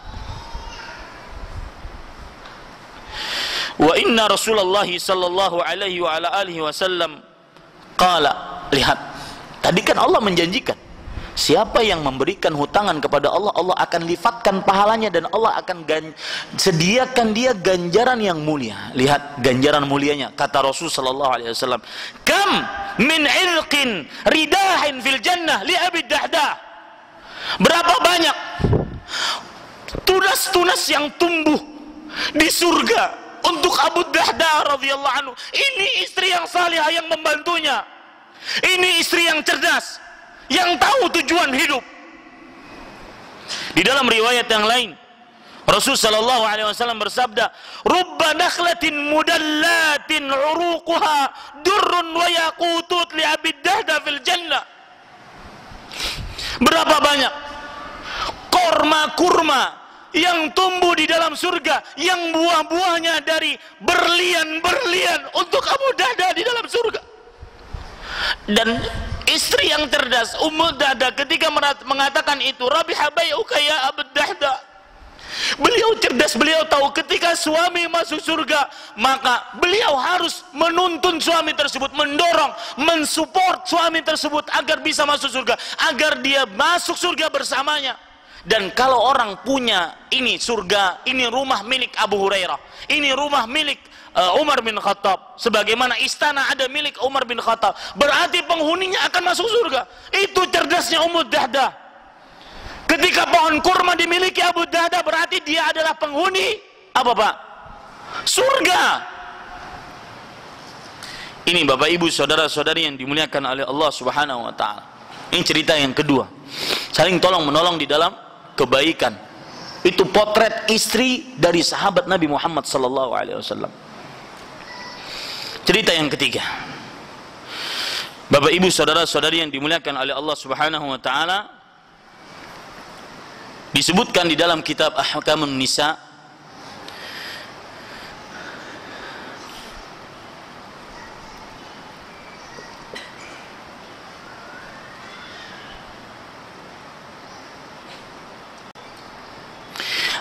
disebutkan di dalam kitab Sifatus Safwah,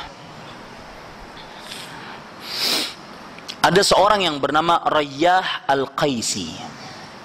Seorang bernama Rayyah Al-Qaisi. Beliau menikah dengan seorang perempuan.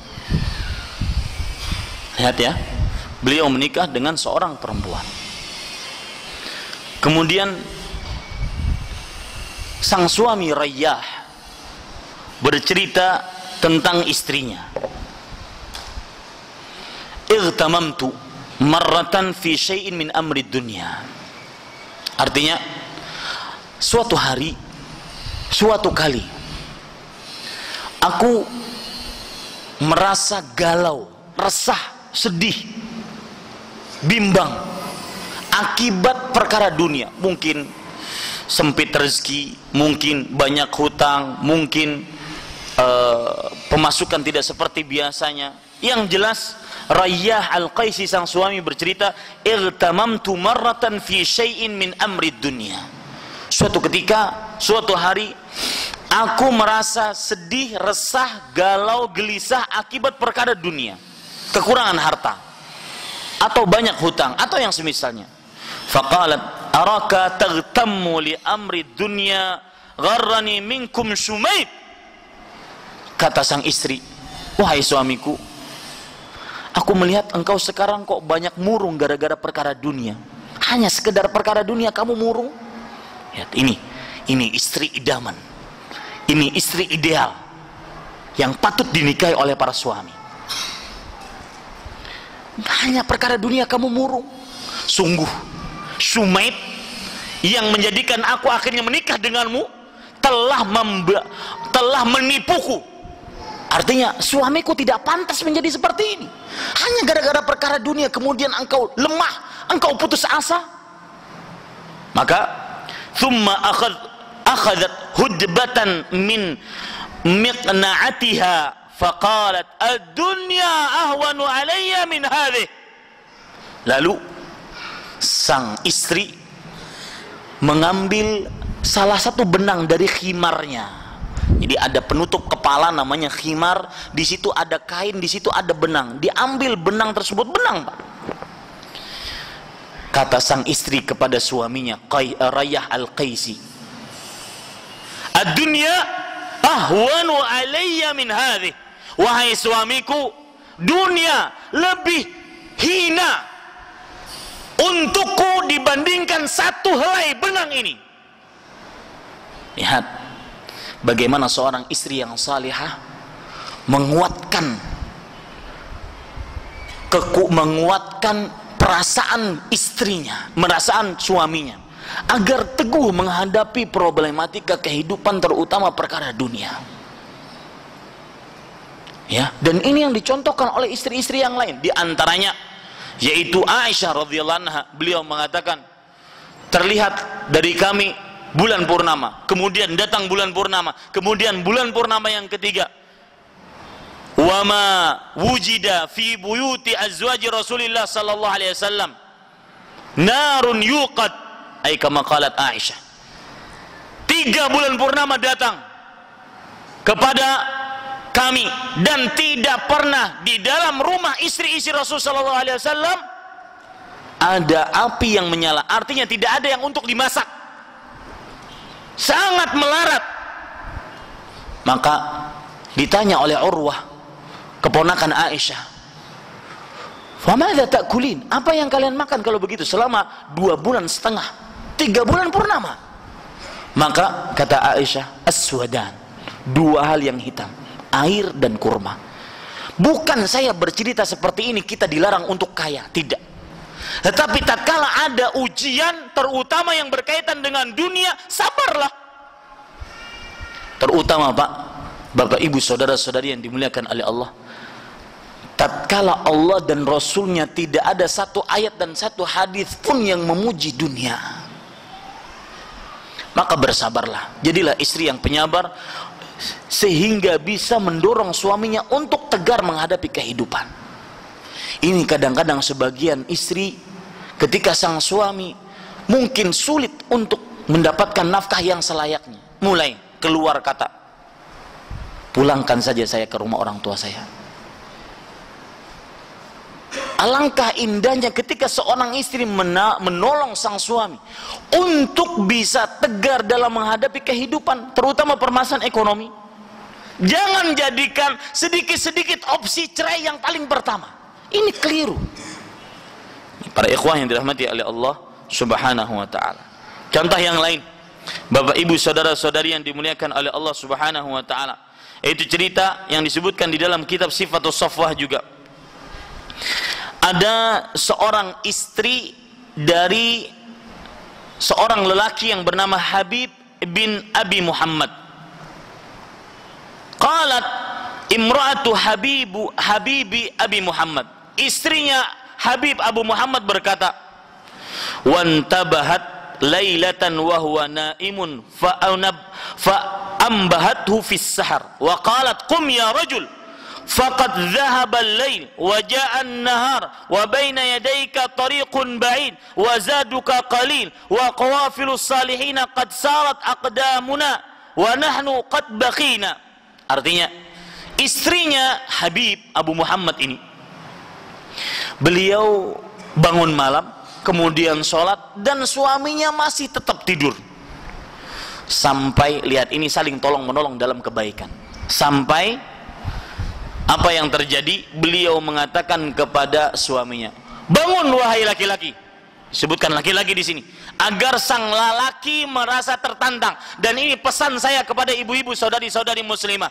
Kapan Anda melihat suami Anda teledor dalam taat kepada Allah, kapan suami Anda tidak suka untuk mengerjakan ketaatan kepada Allah, maka tantang suami tersebut. Sesungguhnya lelaki tabiatnya tidak bisa ditantang. Dia senantiasa merasa tertantang. Misalkan seorang istri suka ikut pengajian, kemana-mana ikut pengajian, tapi suaminya masih belum. Maka untuk menasihati sang suami mudah, insya Allah dengan izin Allah. Di samping berdoa, katakan juga kepada sang suami, "Mas, saya kalau lagi ikut pengajian itu iri dengan keluarga-keluarga yang lain. Dia digandeng suaminya, diantarkan sampai ke masjid, suaminya pun ikut ngaji. Saya juga ingin seperti itu, Mas." Laki-laki tidak bisa seperti ini, Bu. Dia merasa tertantang. Terutama dia merasa bertanggung jawab untuk menjaga istrinya. Maka itu salah satu poin, ambil perasaannya. Ya, jangan dibarahi suaminya, tapi ambil perasaannya agar kita bisa mengajak sang suami untuk lebih dekat menuju jalan Allah Subhanahu wa taala. Maka lihat, dia mengatakan, "Qum ya rajul." Bangun wahai suamiku. Bangun wahai lelaki. Faqad dhahaba al-lail. Malam sudah habis. Wa ja'an nar. Datang siang sudah. Wa baina yadayka tariqun ba'id. Perjalanan masih panjang. Wa zaduka qalil. Sedangkan bekalmu, amalanmu sedikit, bekalmu sedikit. Wa qawafilus salihin qad sarat qaddamana. Dan orang-orang soleh sudah beramal di depan kita, tinggal kita yang tersisa. Wa nahnu qad baqina. Tinggal kita yang tersisa. Maka laki-laki seperti ini sulit untuk menolak. Dia merasa tertantang. Dia merasa, saya harus memperlihatkan kepada istri saya bahwa saya bisa untuk menjadi manusia yang lebih baik.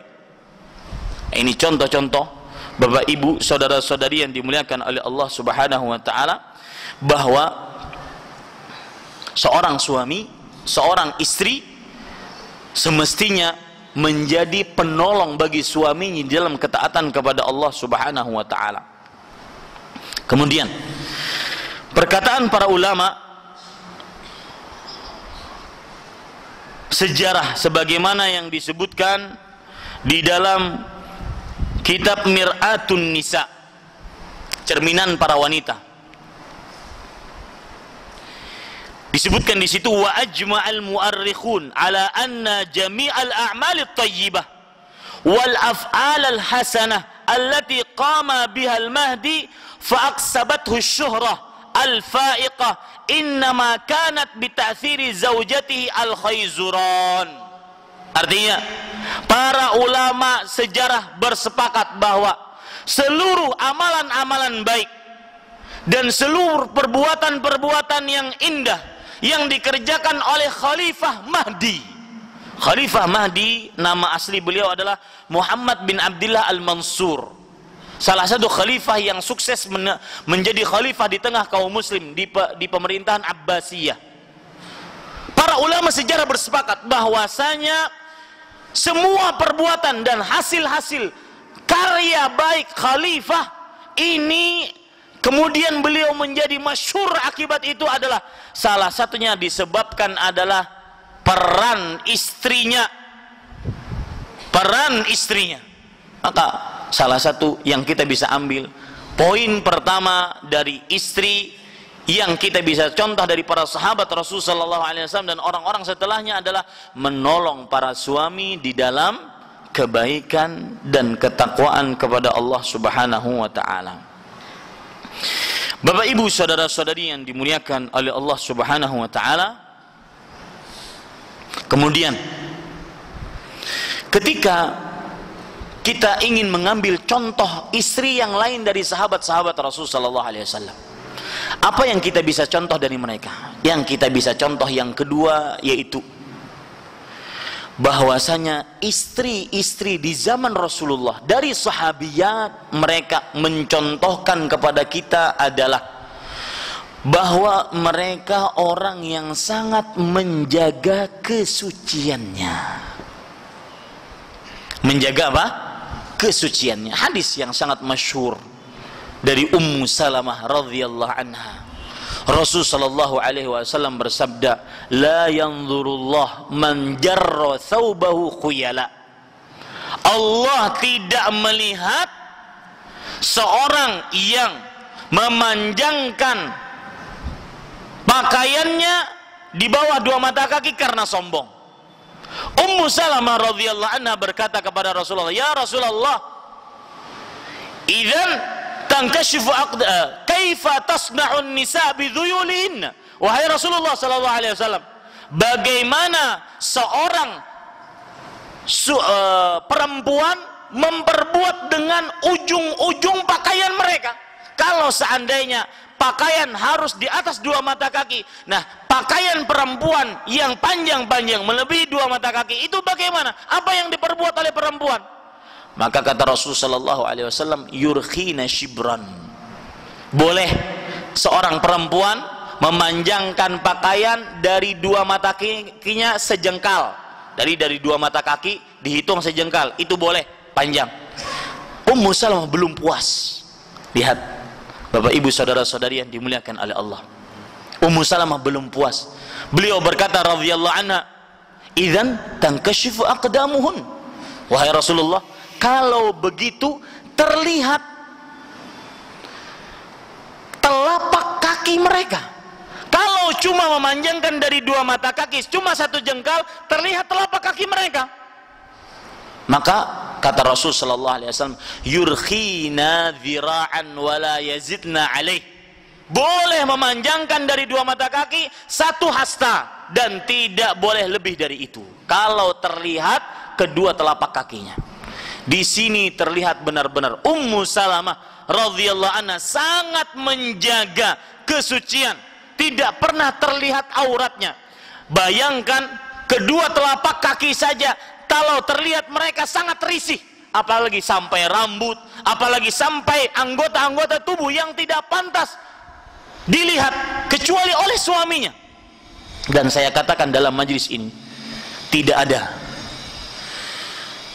sesuatu yang paling berharga bagi seorang wanita setelah agamanya kecuali kesuciannya.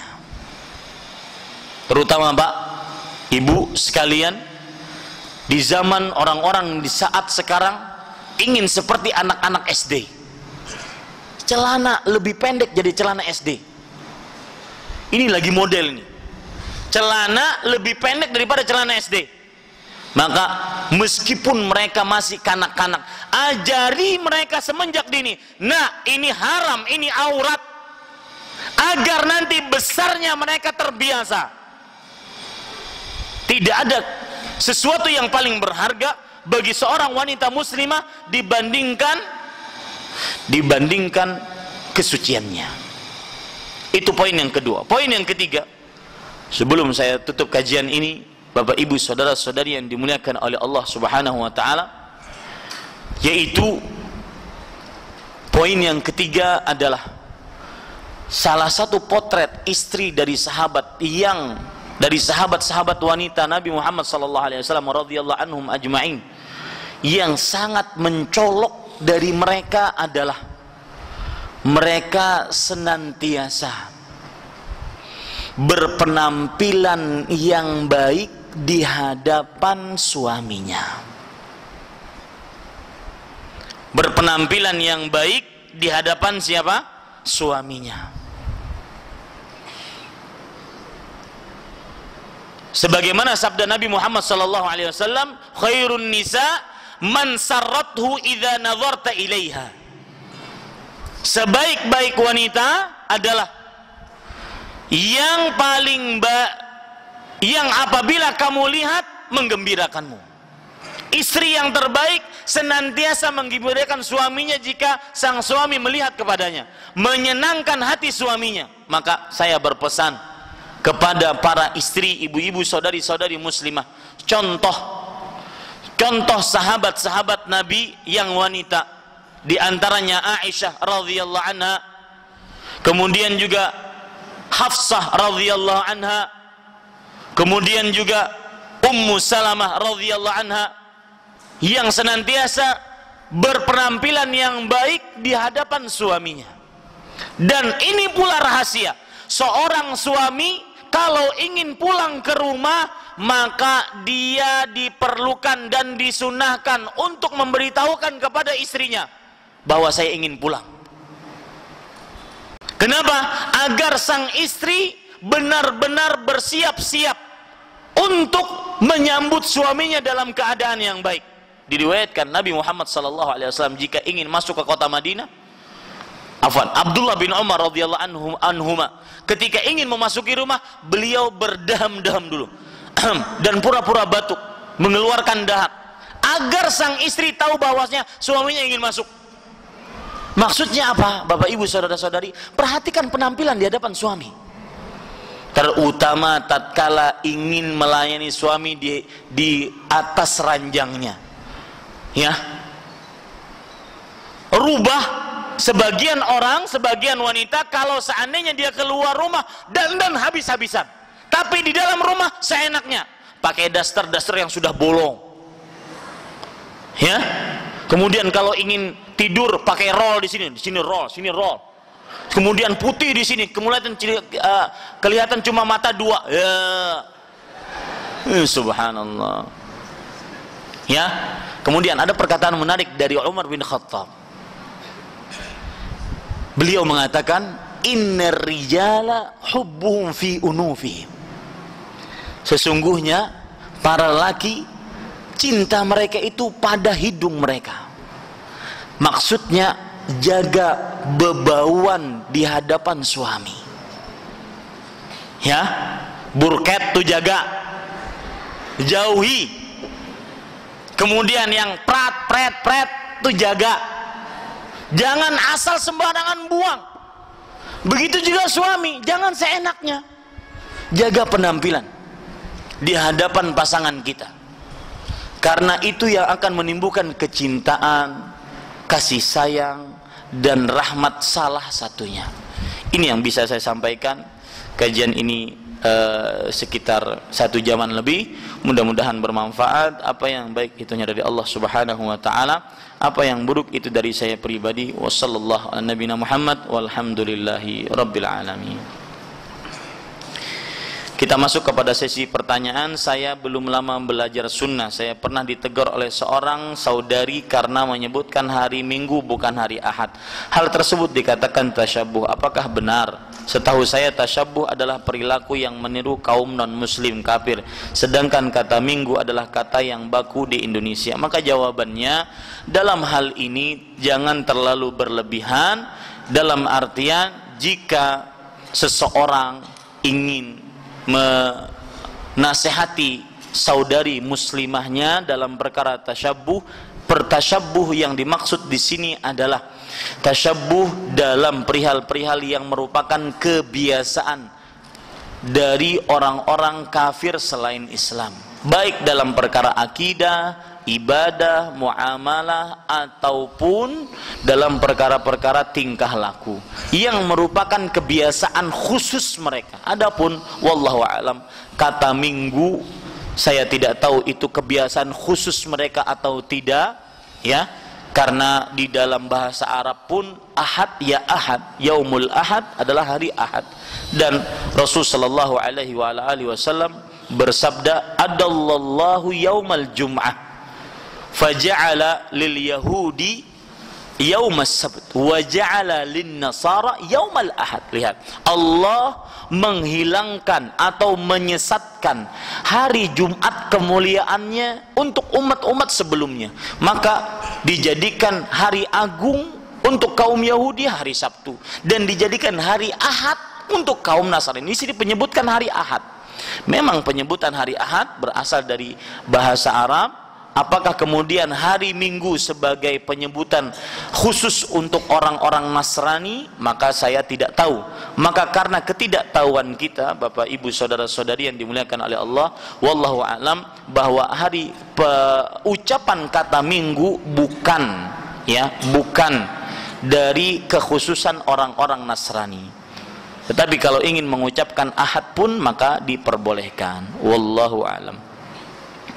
Apakah hukum menggerakkan jari pada saat tasyahud tahiyat? Adakah hadisnya? Maka jawabannya, ada hadis Rasul sallallahu alaihi wasallam yang diriwayatkan oleh Abu Humaid dan sahabat yang lain, karena Rasulullah sallallahu alaihi wasallam idza tajalasa litasyahhud asyara bisababah.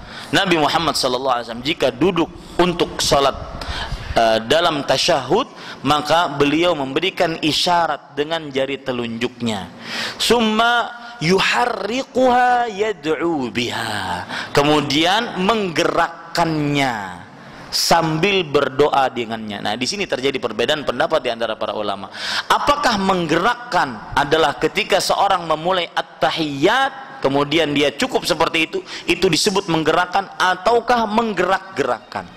Wallahu alam, Bapak Ibu saudara-saudari yang dimuliakan oleh Allah, yang dimaksud di sini adalah yuharriquha yad'u biha, yaitu menggerak-gerakkan sambil berdoa dengannya. Bahkan dalam lafaz yang lain, kalau mengucapkan lafzul jalalah maka gerakkanlah. Jadi kapan berdoa ketika tasyahud maka gerakkanlah, ataupun kapan mengucapkan lafzul jalalah kalimat Allah atau yang semakna dengannya maka gerakkanlah.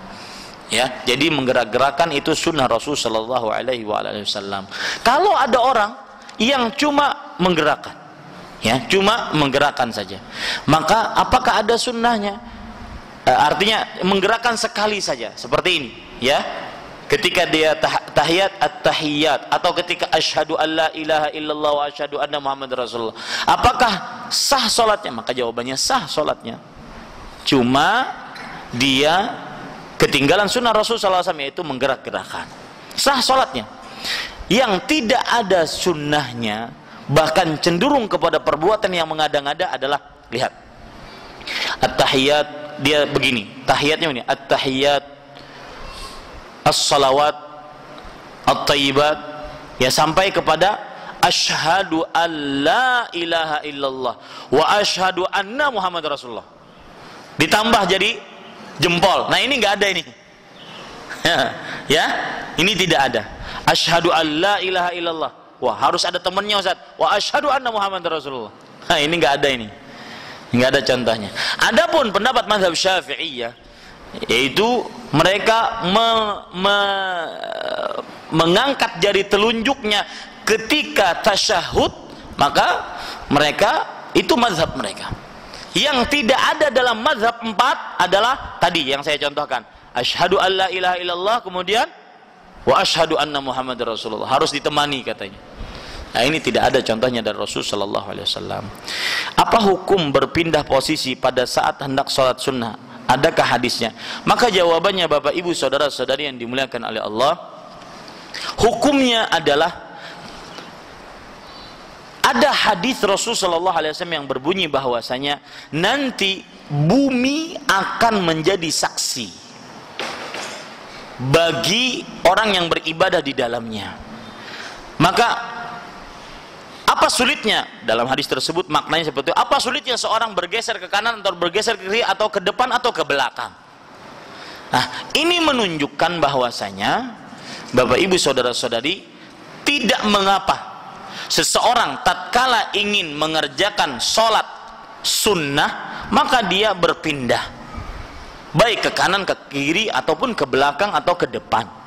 Tidak mengapa. Akan tetapi apakah utama atau wajib dikatakan? Tidak.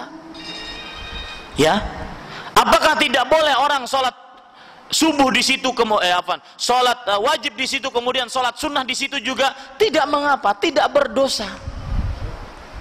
Ya, bukan berarti wajib harus pindah, sehingga nanti kalau seandainya ingin mengerjakan sunnah, Pak, kenapa kata si bapak pindah Pak, saya ingin mengerjakan sunnah? Ngapain? Enggak, kalau mampu pindah ya pindah, kalau tidak ya sholat di tempatnya. Tidak wajib, ya, hanya diperbolehkan untuk pindah. Wallahu a'lam. Dalil yang menunjukkan akan hal ini disebutkan oleh para ulama, di antaranya yaitu Allah Subhanahu wa taala berfirman, yauma idzin tuhadditsu akhbaraha. Pada hari itu bumi akan menceritakan kabar-kabar, kejadian-kejadian yang terjadi di atasnya. Nah, salah satu pendalilan dari masalah ini adalah bahwa bumi akan menceritakan, oh si fulan pernah sujud di sini, si fulan pernah sujud di sini. Maka sebagian mengatakan silahkan pindah kalau ingin mengerjakan sholat sunnah atau sholat yang lain. Tetapi dikatakan wajib, tidak. Kalau yang tidak mengerjakan seperti itu berdosa, tidak juga. Ya, wallahu alam. Apabila seorang istri bekerja, apakah dia tetap dapat membantu menghasilkan rumah tangga samara? Apakah pula untuk mengasuh anak bisa digantikan oleh ibu yang diminta untuk menerapkan kurikulum yang ingin kita terapkan kepada anak? Maka jawabannya, ini permasalahan istri bekerja. Di dalam Islam tidak ada larangan seorang istri bekerja. Para sahabat Nabi wanita di zaman mereka bekerja. Ummu Salamah bekerja, Aisyah radhiyallahu anha bekerja, bahkan Ummu Salamah terkenal dengan pekerja yang mahir, pedagang yang mahir. Kemudian istri-istri Nabi Muhammad SAW yang lain bekerja, berdagang, tidak dilarang. Cuma seorang muslim, konsep hidupnya terutama dalam perihal ibadah adalah lebih mendahulukan yang wajib dibandingkan yang sunnah. Rasul sallallahu alaihi wasallam bersabda, "Wa ma taqarraba ilayya 'abdi bi syai'in ahabba ilayya mimma aftaradtu alaihi." Artinya, tidaklah hambaku mendekatkan dirinya kepadaku dengan sesuatu yang lebih aku sukai dibandingkan yang aku wajibkan atasnya. Maksud dari hadis ini adalah dahulukan yang wajib sebelum yang sunnah. Nah, dalam perihal seorang istri mengurus rumah suami, memperhatikan keperluan suami, dan mengurus anak-anak suami lebih wajib baginya pada saat itu dibandingkan dia bekerja. Lebih wajib Bukan dilarang untuk bekerja, tetapi lebih wajib baginya dibandingkan bekerja. Maka apabila ada seorang wanita, perempuan yang ingin bekerja, dahulukan dulu yang wajib, baru setelah itu dia bekerja, baru boleh ini. Dan ada pepatah Arab mengatakan, al-ummu madrasatun idza a'adatta sya'ban tayyibal a'rab. Seorang ibu itu adalah bagaikan sebuah sekolahan. Jika kamu persiapkan ibu yang baik, maka sungguh dia mempersiapkan generasi-generasi terbaik. Kalau seandainya seorang perempuan yang kita katakan sekali lagi, saya katakan sekali lagi, tidak dilarang seorang perempuan bekerja, tapi gara-gara dia bekerja, keperluan suaminya terbengkalai, kemudian anak-anaknya dididik oleh orang-orang yang tidak pandai untuk mendidik, maka pada saat itu ya, dia harus melihat skala prioritas mana yang diprioritaskan. Dia harus pintar-pintar. Dan alangkah indahnya, Pak, ketika seorang anak mengatakan, "Nak," ketika ditanya, "Nak, siapa guru Al-Qur'anmu, membaca Al-Qur'anmu pertama kali?" Maka sang anak mengatakan dengan bangganya, "Ibu saya." Subhanallah. Indah itu. Setiap huruf yang dia baca, ibunya pun akan kecipratan pahalanya. Tapi tatkala sang anak mengatakan, "Guru Al-Quran, membaca Al-Quran pertama kali saya adalah guru TPA." Ustaz, kalau sudah terlambat bagaimana? Ya sudah, alladzi madha, yang sudah terlambat, jangan diulangi sekali lagi. Ini para ikhwan indra. Jadi tidak dilarang asalkan dia sudah melaksanakan kewajibannya. Bukankah dalam hadis riwayat Bukhari, Rasul sallallahu alaihi wasallam bersabda, "Wal mar'atu ra'iyatun fi baiti zawjiha wa mas'ulatun anhu wa an auladih." Seorang istri pemimpin di rumah suaminya dan bertanggung jawab atas rumah suaminya dan atas anak-anaknya. Nah, maka tidak ada larangan seorang istri bekerja, perempuan bekerja, asalkan sudah menunaikan kewajibannya. Wallahu a'lam. Tolong nasihati saya, bagaimana menghadapi orang-orang yang suka mengusik padahal saya tidak pernah mengusik. Entah kenapa seakan-akan mereka lebih paham keadaan rumah tangga saya daripada diriku sendiri. Maka jawabannya, para ikhwah yang dirahmati oleh Allah, ada hadis Rasul riwayat Tirmidzi. Al-mu'minu alladhi yukhalitun nas wa yasbir ala adahum khairun minal mu'min alladhi la yukhalitin nas wa la yasbir ala adahum. Seorang beriman yang bergaul dengan orang lain, berinteraksi sosial dan sabar dengan apa yang didapati dari keburukan-keburukan mereka. Hadis ini menunjukkan bahwasanya setiap bergaul pasti ada konsekuensi, pasti ada gesekan, pasti itu. Dan sabar, yang saya bisa katakan kepada ibu seperti ini atau kepada penanya seperti ini, tidak ada lain kecuali sabar. Apalagi Pak, kalau difitnah, ya, kalau difitnah, maka tidak ada lain kecuali sabar, berharap pahala, dan didoakan orang yang memfitnah tersebut bertobat kepada Allah Subhanahu wa Ta'ala. Tidak ada lain. Mau bagaimana? Kita mau membela diri, tidak juga cocok. Difitnah, ya, kita cuma bisa mengatakan al-bayyinatu 'alal mudda'i wal yamin 'alal ma'ankar. Artinya yang menuduh mana buktinya, yang dituduh dan tidak merasa tidak benar, dia mengingkari, bersumpah bahwasanya dia tidak melakukan itu, selesai. Nah, maka pada saat itu saya katakan bersabar, karena barang siapa yang bergaul, berinteraksi sosial, pasti akan dapatkan itu. Wa yasbir ala adahum. Lebih baik daripada orang yang beriman yang tidak bergaul dan tidak sabar dengan perlakuan manusia kepadanya. Ini para ikhwah yang dirahmati oleh Allah Subhanahu wa Ta'ala. Assalamualaikum. Waalaikumsalam warahmatullahi. Mau tanya, apakah berdosa apabila seorang istri ingin berpisah dengan seorang suami yang jelas-jelas menentang sunnah? Suami menyuruh istri untuk berganti jilbab dari yang besar menjadi jilbab pendek dan selalu menghina istrinya kalau dia pengikut Wahabi sesat. Apakah berdosa kalau si istri meminta cerai kepada suaminya? Syukran, jazakallahu khairan. Suami juga melarang istri tersebut untuk ikut kajian sunnah. Maka jawabannya, Bapak Ibu saudara-saudari, sebelum saya jawab, semua yang mengucapkan isu-isu Wahabi itu sebenarnya ingin memecah belah antar kaum muslim. ingin memecah belah di antara kaum muslim, yang aturan kaum muslim saling memaafkan satu dengan lainnya, saling menasihati satu dengan lainnya senantiasa, akhirnya orang-orang yang menjunjung sunnah Nabi, menjunjung Al-Quran dan sunnah yang dipahami oleh para salafus saleh, seakan-akan mereka orang paling buruk, pemecah keluarga, pemecah umat. Ya, ini adalah tuduhan keji. Maka jangan pernah digubris yang seperti itu. Kemudian yang kedua, untuk sudah cukup mungkin ya, karena waktunya habis, saya tambahkan sedikit. Untuk yang kedua, Bapak Ibu, pertanyaan ini, Bapak Ibu saudara-saudari yang dimuliakan oleh Allah Subhanahu wa taala, maka sang istri tetap berusaha untuk menasihati. Kalau tidak bisa dinasihati, datangkan orang tuanya, musyawarah. Kalau tidak bisa juga dinasihati dan bermusyawarah, maka pada saat itu istikharah kepada Allah, apa yang Allah Subhanahu wa taala berikan, maka ambillah keputusan tersebut. Ya. Karena tidak pantas seorang istri di bawah kuasa oleh orang-orang yang menentang sunnah Rasul sallallahu alaihi wasallam. Ini yang bisa saya sampaikan. Apa yang baik itu dari Allah Subhanahu wa taala, apa yang buruk itu dari saya pribadi. Kita cukupkan dengan kafaratul majlis. Subhanakallahumma bihamdik, asyhadu an la ilaha illa anta, astaghfiruka wa atubu ilaik. Wa sallallahu nabiyana Muhammad walhamdulillahi rabbil alamin.